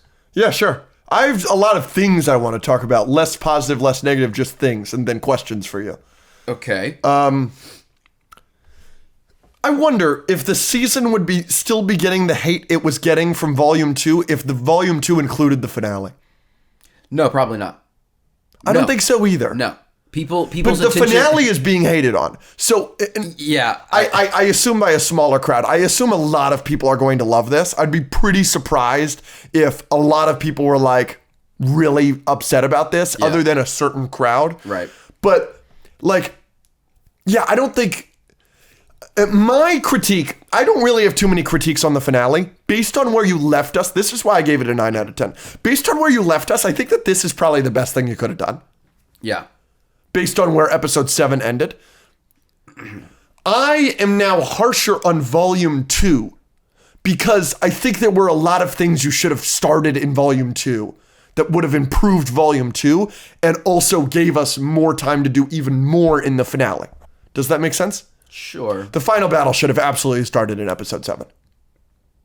You should have ended volume 2 with Steve falling off of that. Off of the thing. Interesting. That's where, like, all of that action, all of the things that's coming down, 11 should already be fighting Vecna. You like, oh, another negative. Sorry, kind of because bounced off that. 11 gives this whole speech to Hopper about needing to trust her and everything, and then she has this plan to launch herself across rocks to get to the Dimension X, and then we don't get to see her do that. I was like locked in, ready to see her fly across these boulders and bounce around. Especially because we see her training for it. Yeah, and you could have had flashbacks with her training montage. Again, my problem with the finale, the reason I'm giving it a 9 out of 10, definitely not a 10 out of 10 for me because of the CGI problem and a couple other things, but the biggest reason why it's not a 10 out of 10 is the opposite of you. You were like, the epilogue should have been shorter. I wanted to do more, and that's why I'm upset with Volume 2, because I feel like so much of Volume 2, nothing happens. And if you put a lot of the important stuff that needed to happen in the finale into Episode 6 and Episode 7 of Volume 2, then you have more time in the finale to explore things and do a longer epilogue, which I would have liked. That what you're talking about right there. You should have shown us the rocks. I completely agree. Interesting. Completely agree with you. I'm gonna do 3 positives. Okay. Or do you want to keep going with your middle of the road? Yeah, do 3 positives. So these are 3 positives that are not specifics, because all my other positives are like specific moments or scenes. Sure. That I just want to highlight. Oh, I have a lot of positives that aren't specific, so we can go back and forth if you want. The writing and dialogue was better. Yep. Sure. There are moments where it's really Stranger Things. Like, it's just really... There are a few... Well, is that what that means? Yeah. No, you idiot. That's not what that means. 100%. It actually means this. And they do a whole other thing at the very end. I believe. I believe. And, the episode right before, they were like, me too, about Will's coming out. Yeah. So, like, yes, there are still 100% moments where it's very on the nose, a little bit too much. But, like, overall, like, I remember watching Volume 2 and some of Volume 1 and being like, are we serious? Like, what is this? Mm-hmm. Like, this scene could be better if it was just written better. But, like, the speeches, the back and forth between people, like the character moments that we get, the time we get to spend with these characters, what they were saying was just a lot better overall than Volume 2 and earlier in Season 5, I think. Sure. Yeah. Overall positive? Jamie Campbell Bower is a powerhouse actor. He is just phenomenal in this finale. It's breathtaking how good he is. Yeah, when we get to see him in the cave. Yep. And he's unbelievable. It is unbelievable. It's unbelievable. The shot of young him looking at his hand and him in the back looking at his hand, and like that was another just absolute sauce from this finale where they were kind of showing him in the present in his own mind, but also him, the younger version of him, and him having to relive that. And his acting obviously made that. There's a specific moment. Have you rewatched it? The finale? There's a specific moment I saw this. Somebody clipped this that I didn't notice in the theater. It's just brilliant. It's just brilliant direction, acting. Everybody involved in this is probably my single favorite moment from the entire finale. Is when he is having the conversation telepathically with Will, and Will is like, "You're a vessel just like me," and this and that, and then Vecna goes full, "No, I'm still the bad guy." Yeah. Which, love that decision. We will get into that's that one of later. my positives, We will get into that later. But he says, "We are one." On one, he has a single tear come down. On one, it's like so perfectly timed. What is he? He's one. Yeah. That's excellent. Yeah. It's so, I don't know if that's acting. I don't know if that's direction. I don't know how they did that shot. It's a single shot just of his face. He's got all the blood on his face. It's incredible. But something I really want to highlight, I've talked about this multiple times with you. Vecna, I don't think the Darth Maul design is nearly as interesting as Henry. Henry is so much creepier because Jamie Campbell Bower is such a great actor. Was Mr. What's-It, Henry, One, the Orderly, whatever. He always looks better as a human. What a blessing. What a great decision for them to have just made him a human for 80% of this episode. That moment is so much worse if he isn't in Henry form. 100%. If that's Darth Maul that we're looking at, even if there's a tear, it's not nearly as interesting. Yeah. So thank you to them for making him look horrifying as a human, because Jamie Campbell Bower is just an incredible actor. Yeah, he's great. Yeah. Another general positive. In the finale, all the characters got the time and ending they deserved, or most of them at least. One of our negatives in Volume 2 was a lot of characters were getting sidelined, Hopper, 11, etc. I don't feel like any character was sidelined to the point where I have a complaint about it. I feel like everyone had moments. Mike and Will had a moment. Mike and Nancy had a moment. Jonathan and Steve had a moment. Will and Joyce have a moment. Like Hopper and 11 have a moment. Hopper and Mike have a moment. And all of them work. I don't feel like any character was sidelined, and we all got all of their endings, and I can go through those if we want right now, but I like the endings. I wish we got a moment with the Byers family that wasn't a joke. What was the joke? The joke was the Godfather joke, which was a very funny joke, by the way. Yeah. But like, Jonathan gets closure with the kids his age. Will gets closure with the kids his age. Joyce gets closure with the man her age. But this show starts from the Byers family. I wish we got more of a moment than just the "I'm so proud of you, you're graduating" moment. I wish there was a single moment with the three of them without Hopper that was a bit more emotional. Okay, sure. That was something that when I say I wanted this to be longer, that's one of those. Absolutely. Just based on, we'll get into it because I imagine it's a tremendous positive for you. It's a tremendous positive for me. Joyce has a moment in this episode that's amazing. Amazing. But it's not with her kids. And it is because she says it is, but you know what I'm saying. I see what you're saying. Yeah. Sure. Major positive that I don't think anybody is going to talk about when it comes to the Stranger Things finale. The score in this episode was particularly good. And like, it's one of the most noticeably excellent scores for Stranger Things since, honestly, season 1. Like, the score for the finale, the theme for Dimension X, all of the music that is playing when they are fighting the Mind Flayer, it's so good. The music at the end, all of the music, the final moment, which I imagine will be a major positive for the both of us, when they're playing D&D, when they are just quietly putting their books back. It's an amazing scene, and it's one of the best scenes in the history of the show. Partly because it's so brilliantly scored. There's no lines. It's so well scored. Not enough people are going to give credit to the composers of Stranger Things, who have been a huge part of the success of the show. They fucking nailed the finale. Good. I like that. So one of my last like general positive for the finale is that they avoided any or all endings that would have ruined the show for most people. You know what I mean? Interesting take there, Mr. Parker. Like obviously I can't say for everyone because Byler, people are furious. People are, it didn't happen or whatever. But like generally, I think there are some decisions they could have made that would have alienated a lot of people, like a time travel thing, or the it never happened. It was all a D&D game, or they kill basically everyone. Like or they do Byler. Yeah, I think that obviously would have alienated way more people than the vice versa. Or they made it too sad or something like that. I think they really locked in on an ending that, in my opinion, works overall. Obviously, I'm not going to say it's perfect for everyone, but I just know that there are other shows where they just made decisions where it ruined it. and everyone loved the show up until that point, and then the ending just really put a bad taste in their mouth. I just don't think this finale does that. And that's a positive. Sure, yeah. But that is them being pussies and playing it safe. Good, then. No, sure. That is also a positive. Sure, 100%. So the Duffers love showing their influences. I've talked about this since I've started this show. Yeah. And obviously, It has always been a huge influence on this show, so I'm so glad that the finale is just It. What do you mean? The finale with the big monster that's like Pennywise at the end of that book and at the end of that movie. Yeah.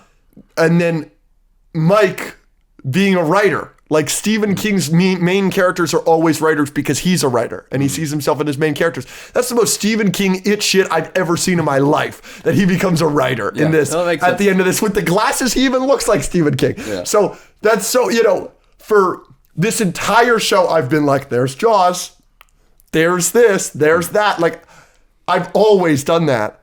I love that the finale's It, because this came out at the same time as the It revival with the Skarsgård movies and this and that. I love that. I love that. And Finn's in both. Yeah, true. Yeah. I just think that was a great touch. I liked that a lot. You got any other generals? Yeah, I've got a lot. Okay. So Joyce's ending. Got to talk about that. With Hopper? Yeah. What do you think? You're a big Chopper guy. Are you happy? Yeah, no, I mean, I think, again... How did you feel that their scene went at Enzo's? They finally get their date. Yes. So, yeah, I'm glad that they got their date. I think that's something yeah. Okay, we could save that. I could talk about other things. Were you surprised that Eddie didn't come back in the Stranger Things finale? You weren't surprised he didn't make an appearance at all? No. Can I tell you why I was? Why? Joseph Quinn was recently asked. They were like, are you going to watch Stranger Things when it comes out? And he was like, oh, when is it coming out? And like kind of acted pretty nonchalant about it. And a lot of people were like, God, I hate when people get put on by something and then act like they're too big for it. And my reaction was, oh, he's definitely in it. Because there's no way he's just being an asshole like this. And so I was surprised that he was just being an asshole to the thing that kind of put him on the map. That did surprise me. Speaking of Eddie, what'd you think of Dustin doing the Eddie thing at the podium? Flipping off the principal, ripping the thing, and then running away. Hellfire Lives. What'd you think of that? Yeah, I mean... Is that something you want to talk about later?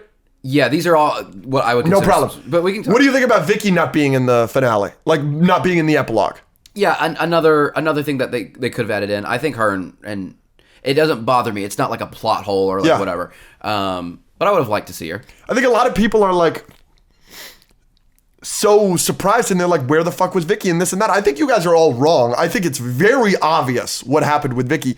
They broke up. That was way too much trauma and like too much of that's so overwhelming for Vicky to take in that moment, to find out about all this shit in a moment and then he have to be helped. And Robin says a line about overbearing partners, and Vicky is being so overbearing in that sequence. Oh, this happened. And she's like, honey, this just started. Lock in. They obviously broke up. That doesn't bother me or surprise me at all. Yeah, I think that'll... I loved the Montauk moment. I thought that was so cute. Yes. Chopper is cute. Again, what? I just like that specifically he's going to Montauk. Do you know why? Yeah, because that was the original name of the show. The original name of the show, because that's originally... The theory is that the government was doing experiments in Montauk. Yeah. And that originally the name of the show was going to be Montauk and this and that, and then there was some illegal issue or something, so they couldn't. They had to make up Hawkins. Yeah. Love that. Yeah, cute little nod. Yeah. Very cute moment. I thought it was cute. Like some people are like, oh, spinoff? No. That's not a spinoff. No, not necessarily. No. Yeah. So Noah Schnapp talked about it in an interview, how there was a storyline that he didn't feel got enough closure, but he specifically said, hey, Duffer Brothers, can we add this into the finale? Add something that adds closure to the finale. Could it be more obvious that that's the Mike and Will scene? I assume so. I mean, it could be something else, but I would assume that's it. Yeah. Impossible. Because when does that scene happen? It happens while they're walking up but they're alone. They're on like a lower level. It's so obvious that was added in way after everything else. No, not necessarily. To me, I don't think it's a poorly written scene. I don't think it's a poorly acted scene. I think it's a perfectly fine addition. You like that Mike paused? Hilarious. I got a huge laugh out of that. Not just friends. just to not friends. not friends. Best friends. I knew he was going to say best friends because they have that whole thing in the first episode with him and Dustin about him having multiple best friends and everything. So I knew he was going to say best friends. But like everyone was like, they're like, we know what you're doing. Hilarious. But no, that's good. That's perfect. That's such a good thing for Mike and Will that Will has come out and he still has the support of his friends. Yep. And that was a good moment. Yes. All right, we can lock in. That's everything I have except for one major thing I want to talk about at the end. Okay. First, more specific positive that I wanted to go to into the final battle in the finale. Yeah. is just a blast. You don't mind that it's only 8 minutes long? No, because there was a moment when I was watching it where I was like, I was wondering if this is going to be the final thing, like because it was building up and the thing was coming down. I was like, because then it was getting chased, and then I was like, is 11 going to show up? Like, where's Will? What is he doing? And then I had a moment where I was like, okay, this is the final battle. I hope it doesn't end right now. And there was still like a few minutes left. So no, that didn't bother me. The reason I like it so much is 11 gets her moment. It was the Agni Kai that I was always meant to be. 11 and Vecna go head to head. Will gets his moment. Yes, he does. Good for him. Strongest moment of the final fight for me. Okay. Sure. With he's about to get 11 with his evil hand, and then it stops, and then it's you see through his eyes, and then you see the white eyes as he's doing it. I thought that was awesome. And then to see him break his arm, awesome. I loved that. In the little documentary thing that I talk about, that it was originally supposed to twist his arm, and then the Duffers were like, let's just rip it off. Like, awesome. On set. So yeah, 11 gets her moment. Will gets his moment. It would be weird if Will didn't get to use his powers in the last fight either. Nancy continues to be amazing. She's the bait. She's the one that steps up. Awesome. And everyone is helping. The Duffer Brothers also talked about that it was very important that they would not have been able to defeat this villain unless everyone was doing their part. Everyone was doing their part. Just like at the battle at Starcourt, where we were all thrown. It's such a good reference to Starcourt. They are from higher up attacking the Mind Flayer with things that are exploding it. Such an awesome reference. I know you loved that. Loved it. Jonathan and Robin are lighting it up. Lucas and Mike are lighting it up. I like Steve and Dustin underneath. Steve and Dustin are getting to work together. All the pairs are great. And obviously Dustin's line. And then we can talk about the Joyce moment. Yeah, absolutely. Joyce she decapitates Vecna. Yeah, so it's a perfect mix of Will 11 obviously being the one that mainly defeats the Vecna part of him with the help of hurting the Mind Flayer at large and the Hive Mind, and Will ripping off the arm and saving her there. But 11 is still the one that impales him, right? But then, so they let everyone do their part, but 11's still the main person, and then he's still kind of alive, and Joyce gets to do the final blow, which she obviously wouldn't have been able to do without everyone else. So again, all working together. And then they also talked about, like, they've been very careful not to use the F word in this entire show, and then they let her have it, and obviously... As they should, and it works perfectly. You're going to get a t-shirt. You, Mr. No Cursing, you're going to get a t-shirt. You fucked with the wrong family. Bro. I know you are. And everyone's standing around watching it happen, and the flashbacks, and you get to see... The flashbacks are excellent. How he just effed everyone's life up. Except Steve and Robin. Yeah, they don't show Steve. They were fucked with by the Russians. Yeah. But it's a great moment, and I'm so glad that Joyce had it. I was so, when he starts bleeding, and he's so clearly still alive, I was so ready for a redemption thing there. I was so ready for Will to be like, let's just leave him, Mom. He's just like me. He's a vessel. I feel so bad for him. And then he dies. Like, I was ready for that.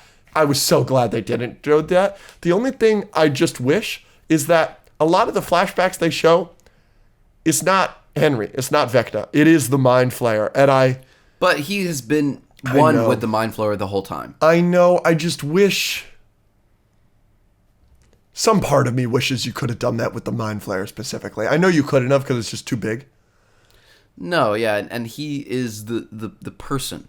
Yeah, I know. The personified version of it. Yeah. So speaking of Vecna, we can talk about Vecna's explanation, which is also a huge positive for me. We get to see what was in the briefcase. It's not explained fully. It's obviously a rock from Dimension X or the Upside Down or something, but we get to see it. We get to see that it goes into him, and that's when it starts. Yep.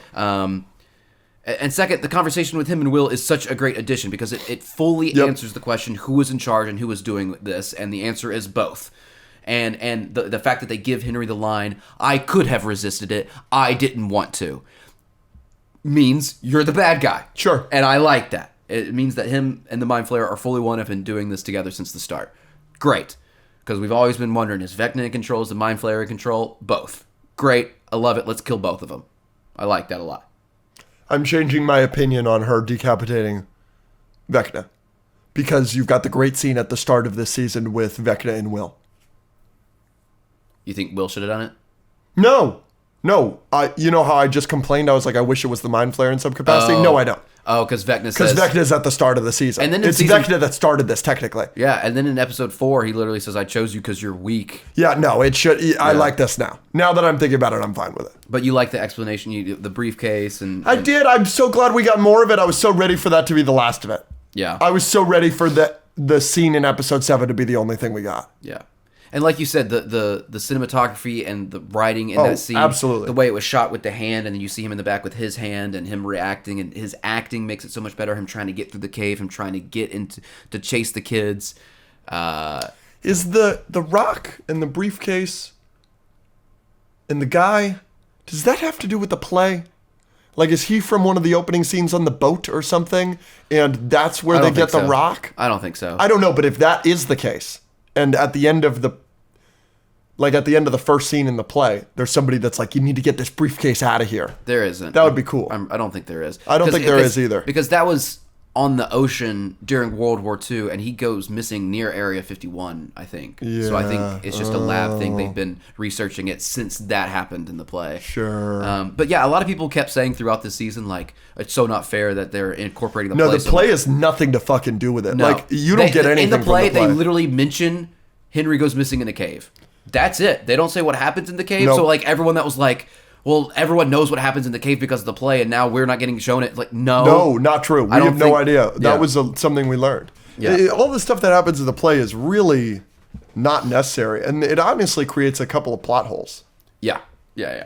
I guess more positive. You want me to keep going? Or you want to go? Please keep going. Another scene that was just awesome. Like, obviously, I like another thing about the final battle is I like my moments. TASM 2. I know you loved 11. Just start flying in there. Homie, you watch it loved again. That shit. I watched it 3 more times this morning. Oh, shit. She launches herself. Bro, and there's also the scene where she's like not in focus and it comes down and you see her just facing off the Mind Flayer. So freaking sick, dude. And then she just launches herself, rips open a whole superhero landing, does a somersault, and then goes like this again and rips Henry off out of the vines. Awesome. Yeah. Loved it. So another moment like that was freaking awesome. Murray blowing up the helicopter, and then just the one shot of neck snapping, and then the guy shooting himself. Yeah! Frick yeah! It was a bit redundant, right? I know, I don't freaking care. But it was so, like, I'm thinking to myself, God, she's wasting so much energy doing this, all that, but could have just snapped his neck, could have done it faster. It is awesome. It's awesome, because I hate that motherfucker. Hate him, bro. Hate him. And a lot, one of the complaints, kind of for me, but I know for a lot of people, was like 11 hadn't really been doing much. She struggled to lift an 18. No, she does a lot in this finale. Yeah. She does hella. She does a lot, and one of those was that scene. So awesome. You know what they should have done with the rocks? They should have shown her jumping from rock to rock and it get harder and harder.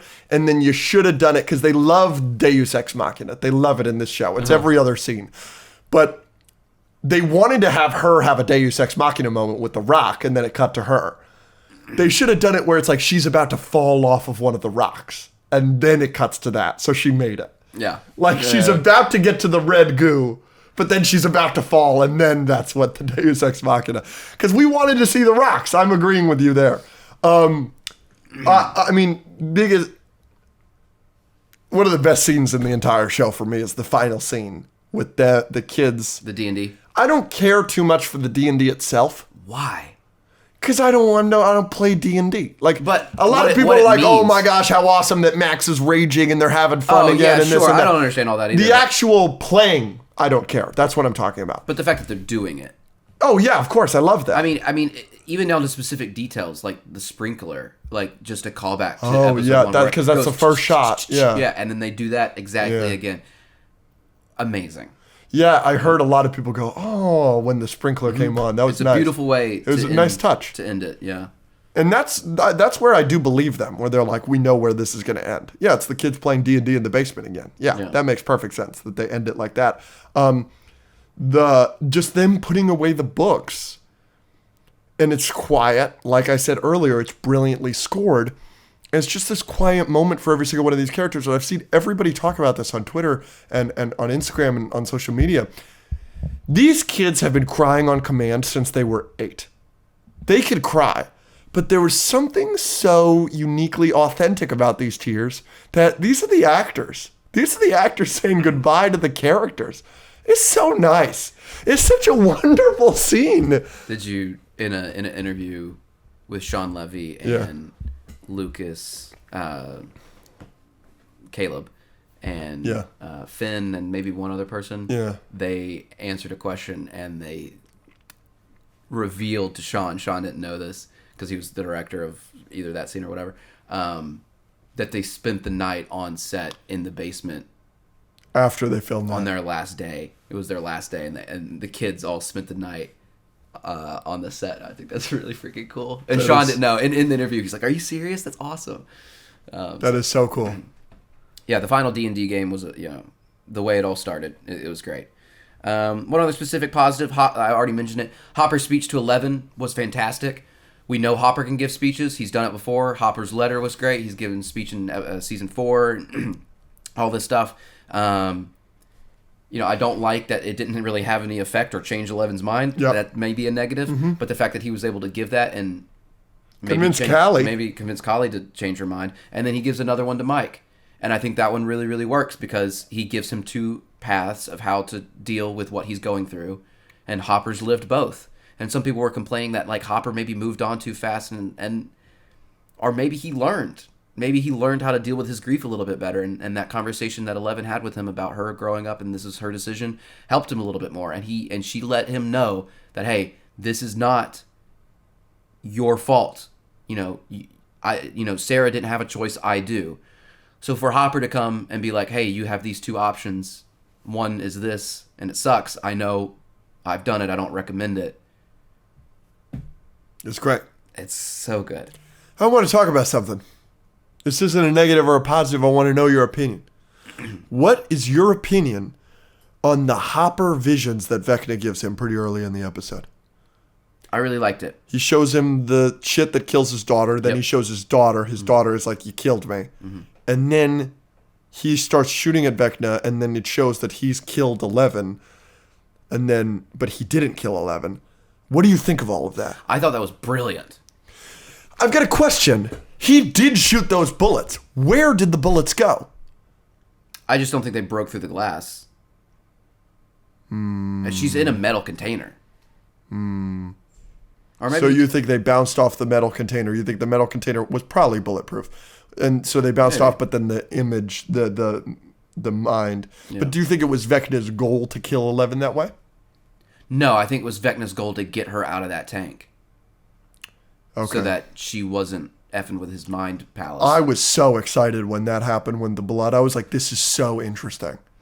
To have Hopper kill another daughter. I was like, that is so cool. And I knew that she was going to be alive somehow, obviously. But that's why I think it's brilliant, because it really taps into Hopper's trauma specifically. Because he specifically mentions that gas in season 4. And then, I had people messaging me being like, this finale is going to be a 0 out of 10 unless we get another Hopper daughter flashback. And then after the finale, he messaged me again, 10 out of 10 finale. Sarah showed up. So brutal having her be like, you knew I was going to die. Mm-hmm. Awful. So awful. And it's brilliant because of all that, and then the shock factor of like seeing the blood. Oh, and yeah. Then that shows like Vecna's really smart because he planned that to get her out of that tank. Yeah.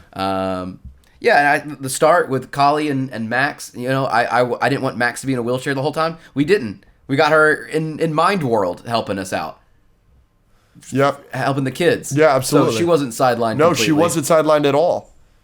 And I thought it was so fun. Her going through the world and being like, Nancy's parents are in there fucking and Hopper's in there smoking weed and that was great. Yeah, when she was like, the Wheelers are getting into each other over there. I was like, whoa! Yeah, Mr. Wheeler's feeling up Mrs. Wheeler in that room. Dang. That's so fun. So I mentioned earlier they did, and maybe this is them playing it safe or whatever. I don't care. I think it's a positive. They did a lot of things that fans would have done, and that's who this finale is for. And if you're not a big fan and you wanted them to take chances and whatever, this wasn't for you. So I'm sorry, but things that fans would have done. A final battle where 11 goes toe-to-toe with Vecna and everyone else helps. I think everyone would have wanted that. Everyone would have wanted 11 to go face-to-face with Vecna, and they also would have, just because it happens in every other season of the show, Season 1, Season 2, Season 3, Season 4, where we're all working together. Everyone's fighting the Mind Flayer in different ways. In Season 2, she's closing the gate while they're fighting the Demodogs, and they're trying to get it out of Will, all that. Dustin's graduation speech with a nod to Eddie. I think fans would have 100% written that because Eddie said that to Dustin, and then they're about to graduate. Give Dustin valedictorian and let him have that nod to Eddie. Eddie is such a big part of his character. Another thing that we 100% would have written as fans, Max and Lucas's movie date. Absolutely. Wasn't even a whole scene. It was just a shot. But thank you for putting that in there. They got popcorn. You care about us. They're kissing. Yeah. Sweet. They also had he was calling her sexy. I loved that. Mm-hmm. They need a rom-com together. Their chemistry is outrageous. Yeah. Caleb McLaughlin and Sadie Sink. Uh-huh. And Sadie Sink, great actress, by the way. She's unbelievable. I think I am so much more excited for Spider-Man after this season. Like, you said that after Volume 1. She was really pretty, too, by the way. I am good for you. I'm saying this after all of it. Like after the entire season, 100%. I'm like, wow, she's phenomenal. She is, in my opinion, probably the best actress coming out of Stranger Things. I think that maybe this was edited weirdly, and maybe this wasn't her actual answer, but there was an interview I saw on TikTok where it was like, who do you think is the best actor of the kids in the show? And it was like her with 3 of the boys. And she looks around and goes, me? I was like, good for her. True, I think. Good for her. Enzo's for Jopper. Yep. 100% would have written that. I don't know if everyone would have had them propose, but I'm for it. I like the proposal. I like the proposal too. And the song being At Long Last or whatever, like finally. Like it's a finally song. It was so cute. Yeah, we would have written that. Steve and Dustin having their moment at the end with the road trip. Being Broski. Is the beaches line a callback to the play? The beaches. When he's like ashore and a sand, I think he says something to her like that in the play. That'd be cool. That I think is a callback. Sorry, continue. Yeah, so Steve and Dustin still being great. And their little road trip is something we would have put in. Steve being a baseball coach for a bunch of kids, we would have given him something like that. That's so great. I don't know if it would have been a baseball coach, but it's so funny. It's so great. Sex ed is better. Sex ed, him being the sex ed teacher is way better than hilarious. The baseball coach. But the baseball coach is really cute. That one's cute. The other one's funny. You're right. But I don't think it's like that funny. I think that's incredible. Like that's so good. Well, his line about or making kids or teaching them not to. Yeah, he has some fun. So good. And then obviously the final D&D game. These I just wanted to point out some examples of like them obviously taking their time and caring about the fans because those are things we would have done. Has Jonathan always been this anti-capitalist artsy guy? He gets that from Murray, I guess. Probably. He's always cute. He's always been a photographer. I know. So he's always been artsy. He's always been creative and artsy. And he takes the videos. Yeah. So the filmmaking isn't that much of a jump. The political stuff maybe was a little bit of an add-in, but he is at NYU, so that does make sense. And it is cute that that's in season 1. She's yelling at Lonnie, and she's like, he's always wanted to go to NYU. NYU, Lonnie. Yeah, like and that he actually went there is awesome. Awesome that Nancy dropped out of Emerson. Yep. I love that. So speaking of endings, yeah, I'm just gonna go through all of the endings and why they're all awesome. Sure. So Mike is a writer, brilliant. It's just so. I don't think it's that good of an ending for his character. Why not? Because I don't care. Yeah, but what else are you gonna do for Mike? He doesn't have 11. It's just fun that he's Stephen King. I just love that they did. I like it because he's always been the DM. He's always been the dungeon master. He obviously he's always telling a story. He's always the way he helps people is by telling stories. He's helping Holly with Holly the heroic. You're cooking right now. Even when he's telling when they're all about to go their separate ways, the way he wraps it all up is by telling stories of their characters, but it's also relating to their actual people, their D&D characters to their actual characters. So yeah, I think that's brilliant. And what else are you going to do for Mike? Mike's like 90% of Mike's character has been 11. He doesn't have 11 anymore. So you can't just have him have a Lucas and Max moment where they're together and that's kind of their ending. You know, Will is off to college. He's healed and finally away from Hawkins. He's finding some acceptance. I think that's really good. Again, it's kind of one of those characters where like... I love that he's at a gay bar. And he's getting... He looks so adult in that scene. He's got a gay haircut and he's with another gay guy and he puts his arm on his arm and the guy looks like Mike. I loved that. That was so great. Joyce and Hopper are engaged and moving somewhere more peaceful but also closer to the kids. I think that's great. Jonathan's working on a film in college, furthering his love for creative pursuits like photography. Yep. Again, we just mentioned like maybe the political stuff is a little added in, but whatever. Steve is still struggling with dating, but coaching kids. Crystal's the one, but then this girl's the one. That's hilarious. He's like, I never said Tiffany was the one. Yeah. She was just drama. She an actor? That was great. Nancy's working at a newspaper. Yep, great. I also like the line, I still think you should be a Navy SEAL. Hilarious. You're a Navy SEAL, I knew it. Which, yes, actually she should be. Yeah. Dustin's being a super nerd at college after delivering an Eddie-themed valedictorian speech. How perfect. Again, should have had some Susie in there maybe. Did they break up? We don't see that. Why is she But it's a long-distance relationship with their children, shit like that. Such a low complaint. I know. Like, that doesn't bother me at all. But she's just such a beloved character. That's why people care. Yeah, and I love her so much. I love her less because it's season 3.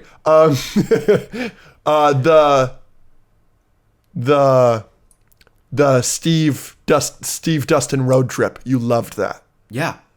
That was a nice touch. Of course. Yeah. Really liked it. Yeah.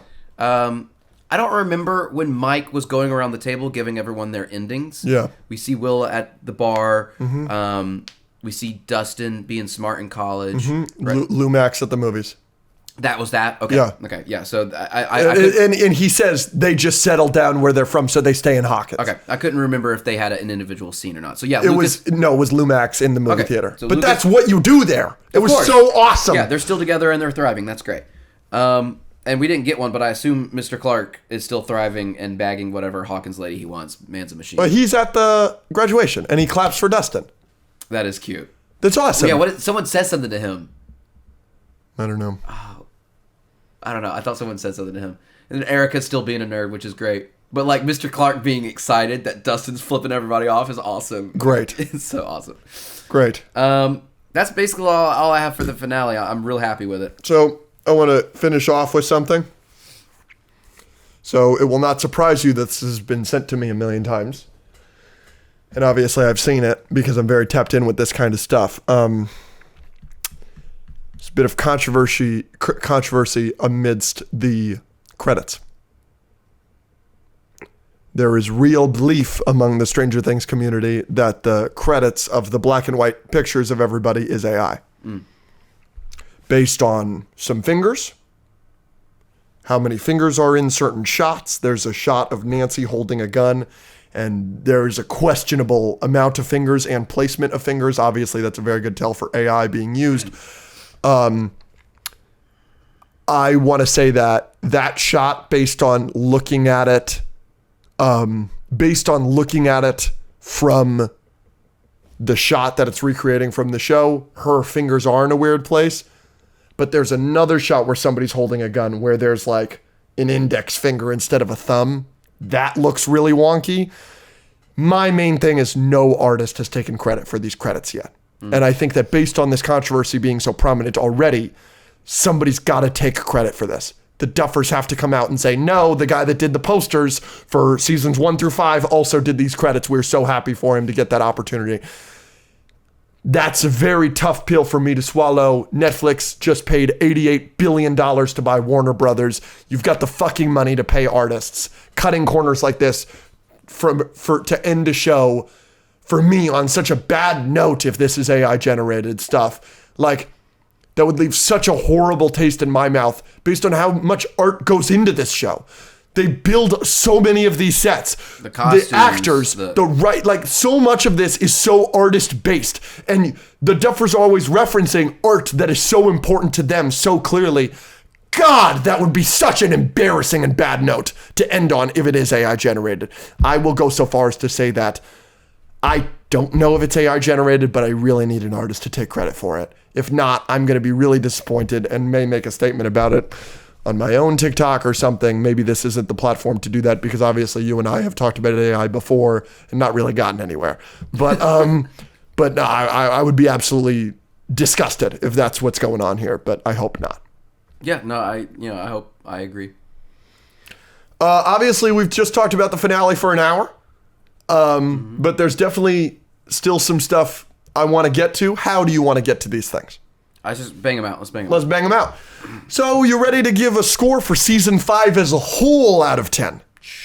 I've got very little to say about this. We are not going to spend an hour on this because we've reviewed both volumes up until this point in depth. Okay, ready, yeah. Yeah, you've got a score? Mm-hmm. So here's our scores for season 5 of Stranger Things as a whole out of 10. 3, 2, 1. 8.5? For me, it's a 7 out of 10. For me, it's on the lower end of the seasons for sure. I think other than episode like 4 and 8... Yeah, if we're ranking it, I think it's my least favorite season overall. I think that's perfectly fair. I'm just going to say this. I think you're going to agree with this like a lot here. There's too many episodes where nothing happens. Like in season 5, there are episode 1, things happen. The start of episode 2, things happen. But the rest of episode 2, nothing happens. Episode 3, nothing really happens. Then episode 4 is the highlight of the season for me. But then episodes 5, 6, and 7, like what happened? It's just so much. And then my biggest complaint by far, and why I've ranked this season so much lower, is there are too many characters that we actually care about, by the way, that are sidelined for characters that personally do not interest me.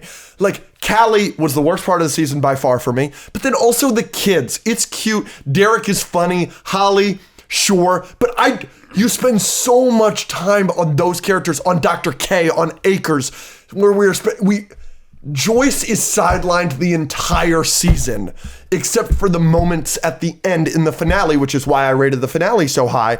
Yeah, she's got a beautiful end of the season, but gosh darn it. Like, I would like Joyce, the main character of season 1, to do something every once in a while. We talked about Hopper. Mike is really the main character for the first 4 episodes, which is great, one of the main characters, but he's so sidelined in the final 3 episodes, and you can make an argument that, based on the finale, he should have been the main character of this season the whole time. But he's really sidelined in those 3 episodes in volume 2. It's just a lot of, I would have liked to have seen more of Robin, especially with how good she is with Will in volume 1. But, she doesn't do shit after episode 4, Yeah. So.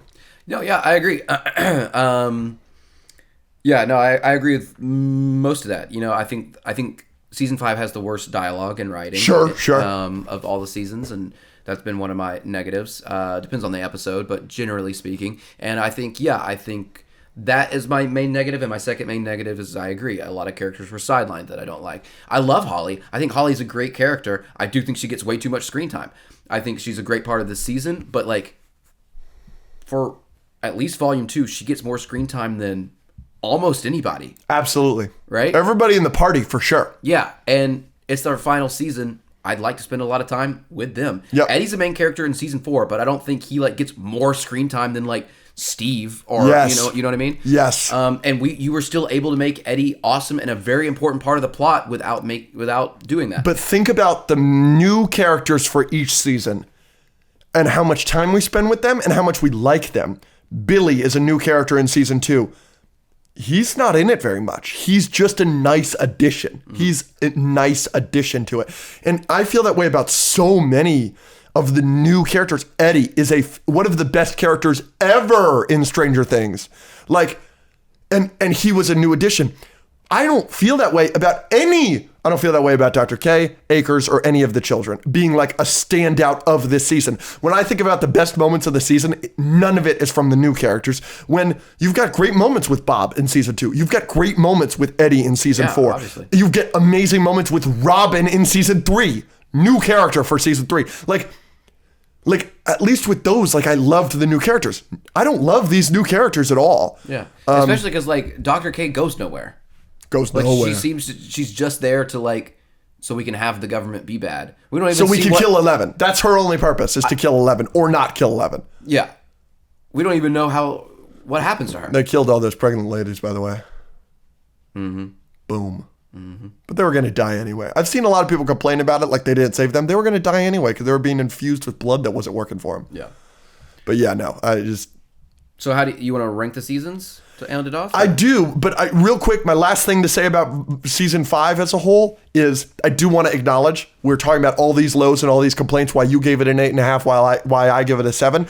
But I really want to say season 5 has some of the highest highs of the entire series. 100%. The volume 1 finale with Will accepting that he's gay and then using his powers for the first time to kill the Demogorgons is one of my favorite scenes in the entire series. Agreed. Probably top 10 for me. The flashbacks of the entire series. The speech from Robin and how epic it is. It's amazing. Works. It's and amazing. The music. And how well it's scored. Exactly. And then the finale episode of the entire series that we just watched in theaters. One of my favorite episodes. It's a great episode. Yep. And you get great moments for every single character. And like you said, yeah, they played it safe, but at least they played it safe and didn't take any big swings to piss us off. Yep. Right? There's no Zutara moment in this episode. Thank God. So there's nothing that leaves, other than the AI thing that I just talked about, there's nothing that's leaving a bad taste in our mouth with these characters or anything. We're happy. So that's what I wanted to acknowledge or else this would have been a 4 out of 10 for me. It's still but the highs are so high. Right, exactly. Every high is a 10 out of 10. 8.5, I think, is the lowest I've given a season of Stranger Things, so too. which is still 8.5, you know? Because you gave season 1 a 10, season 2 a 9, season 3 a 10. Everything else has been a 9 or above. Season 4 a 9 or 10, and then season 5 an 8.5. So, you know, the Crawl episode was great. You get a lot of good character moments. The Squawk is a 10 out of 10. The Dustin, is in concept. The Dustin and Steve moment where Dustin's acting and doesn't want him to die. You get these moments which are great, even in episodes that are kind of surrounded by, you know, some stuff being sidelined and some dialogue that's like whatever. I still enjoyed this season quite a lot. But there are some negatives to it. You want to rank the seasons? I'll go first, and you can debate me. So for me, I'll start from the top because everybody agrees season 1 is the best season of Stranger Things. I agree with that. It's almost it probably is a perfect season of television. It's brilliant. Number 2, very close to season 4. Every time I think about season 4, I like it more. Every time I think about season 4 versus season 1, I'm like, I got to rewatch both these seasons because I might like season 4 better. I definitely think season 1 is a better quality written show, but season 4 is incredible to me. I think almost everything works. Third place, I have season 2. I love season 2. I know that that's an unpopular opinion. I don't really care. I love the Halloween episode. I just love that it's such a clear continuation of season 1. Everything about season 1 is pretty much brought into season 2. It's great. I love season 2. At 4th place, I do have this latest season. I have season 5. For me, it's a mess. It's got a lot of problems that I have. I've got a lot of major problems with it. But at the end of the day, the highs are so high. And then in last place, I know that this is going to piss you off and other people. I do have season 3. I just can't get over the Russian thing. I can't get over so many things about it where, yeah, there are high highs, but I don't think there's anything in season 3 I like more than multiple things in season 5. So that's why I put season 5 ahead of it, even though season 5 may be messier, but I don't even think I believe that. So I'm going at the top, season 1 for Stranger Things. That's going to be, and then I think my top and my bottom are pretty solidified, and anything in the middle could be in any order. Sure. I'll put 3 second. Yep. It has a special place for me. I really love the finale, Hopper's letter. Everything about that is great. Then I'll go season 4. Yep. Running Up That Hill, Vecna's introduction, all that stuff is really good. Then I'll do season 2, even though on rewatch I was a lot higher on season 2 than I remember. Yeah. So it's really good. And then I'll go season 5. Some of the highest highs, 100%. And I definitely don't dislike it, but there are some negatives. So I'll go 1, 3, 4, 2, 5. Yeah, no, that's a great ranking. And then finally, we can end with my new segment, my stressed, pressed, and relaxed. So I want your strongest take, what you feel the strongest about Stranger Things. This is the entire series, by the way, not just this season. Then pressed, that's your hottest take, most unpopular opinion about all of Stranger Things.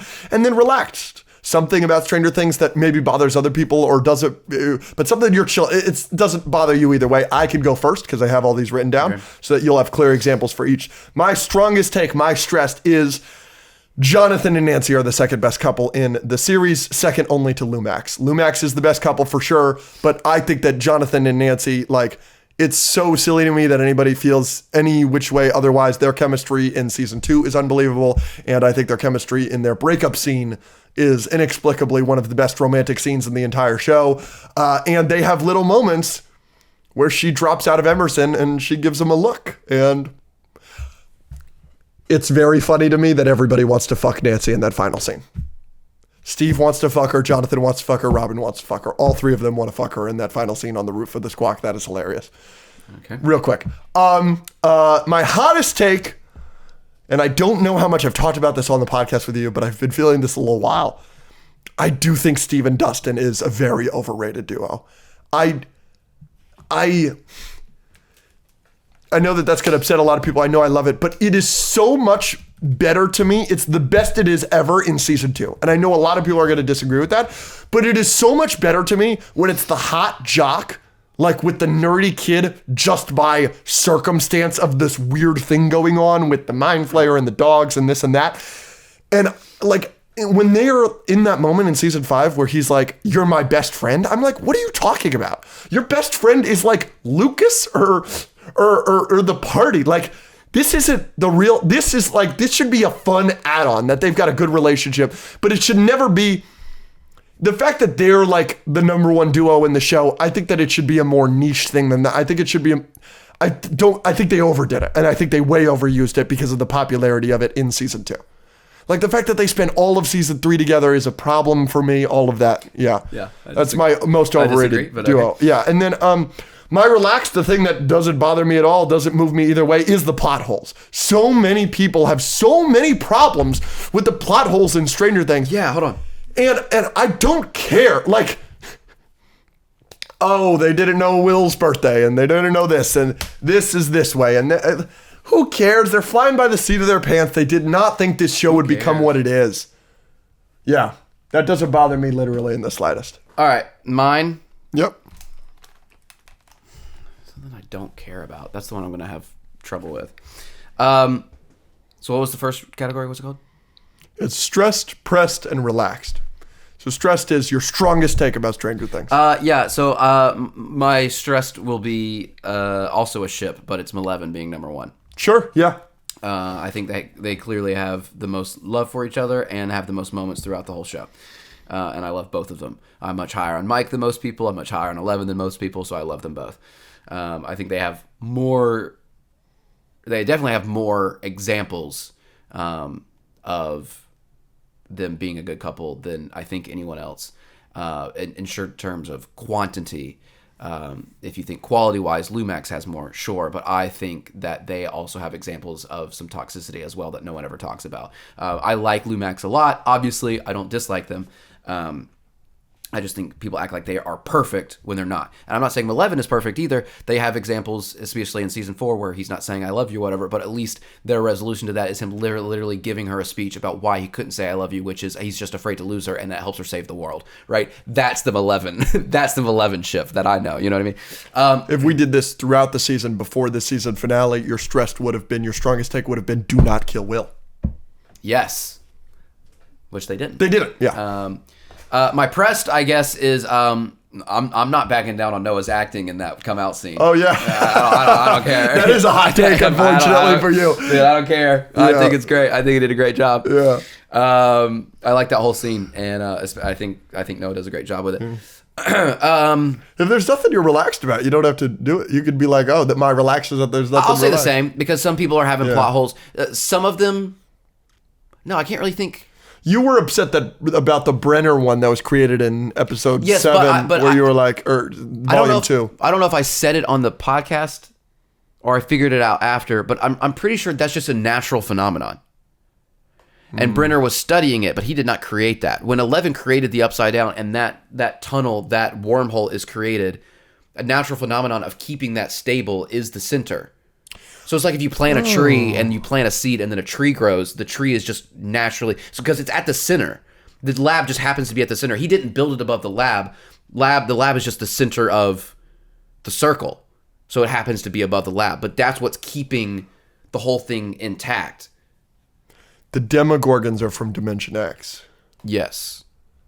I've always kind of thought they were upside down, but no, that makes way more sense. Yeah. Because she made contact with Dimension X. Yes. And that's what created... And it created that. This is the first time I've kind of got that science. Yeah. Stranger Things is over. Are you doing okay? I'm okay right now. I'm still on the high of the event last night and editing content and talking about it. And, I'm sure the internet is really doing their little echo chamber thing. They hate everything, but then they love everything. It's a whole thing. I'm very interested to see what y'all think about Stranger Things finale. Yeah. Let us know. It's a big and we definitely maybe were affected positively by it, by the fact that we were in the same theater as No Way Home. You know what I'm saying? Our theater, every single possible thing that happened everybody went, yeah, woo, all that shit. Yeah, but there's no way I wouldn't have done that either way with 11 flying into the mind flayers. Yeah, if you were alone in your bedroom, you would have been like, woo! I would have been like, I did it this morning. The second time I saw it, Mom came over and was like, run it back. We watched it a third time, bro. No, freaking peak. I love it. I love it. I'm happy. It remains your favorite live action TV show of all time? As of right now. The only things that are in the conversation are not live action, being Avatar: The Last Airbender, which you clearly have ahead of it, and then Attack on Titan. Mm-hmm. It's that order. Atla. Stranger Things, AOT. All right. But thanks everyone for watching all the Stranger Things stuff and for hanging out. So this, you can edit this if you want to put this somewhere else. But so this is on the Patreon, this whole review of Stranger Things season 5 as a whole, the finale, all of it. We just did. That was on the Patreon first. If you're watching this on YouTube, this was added to the YouTube.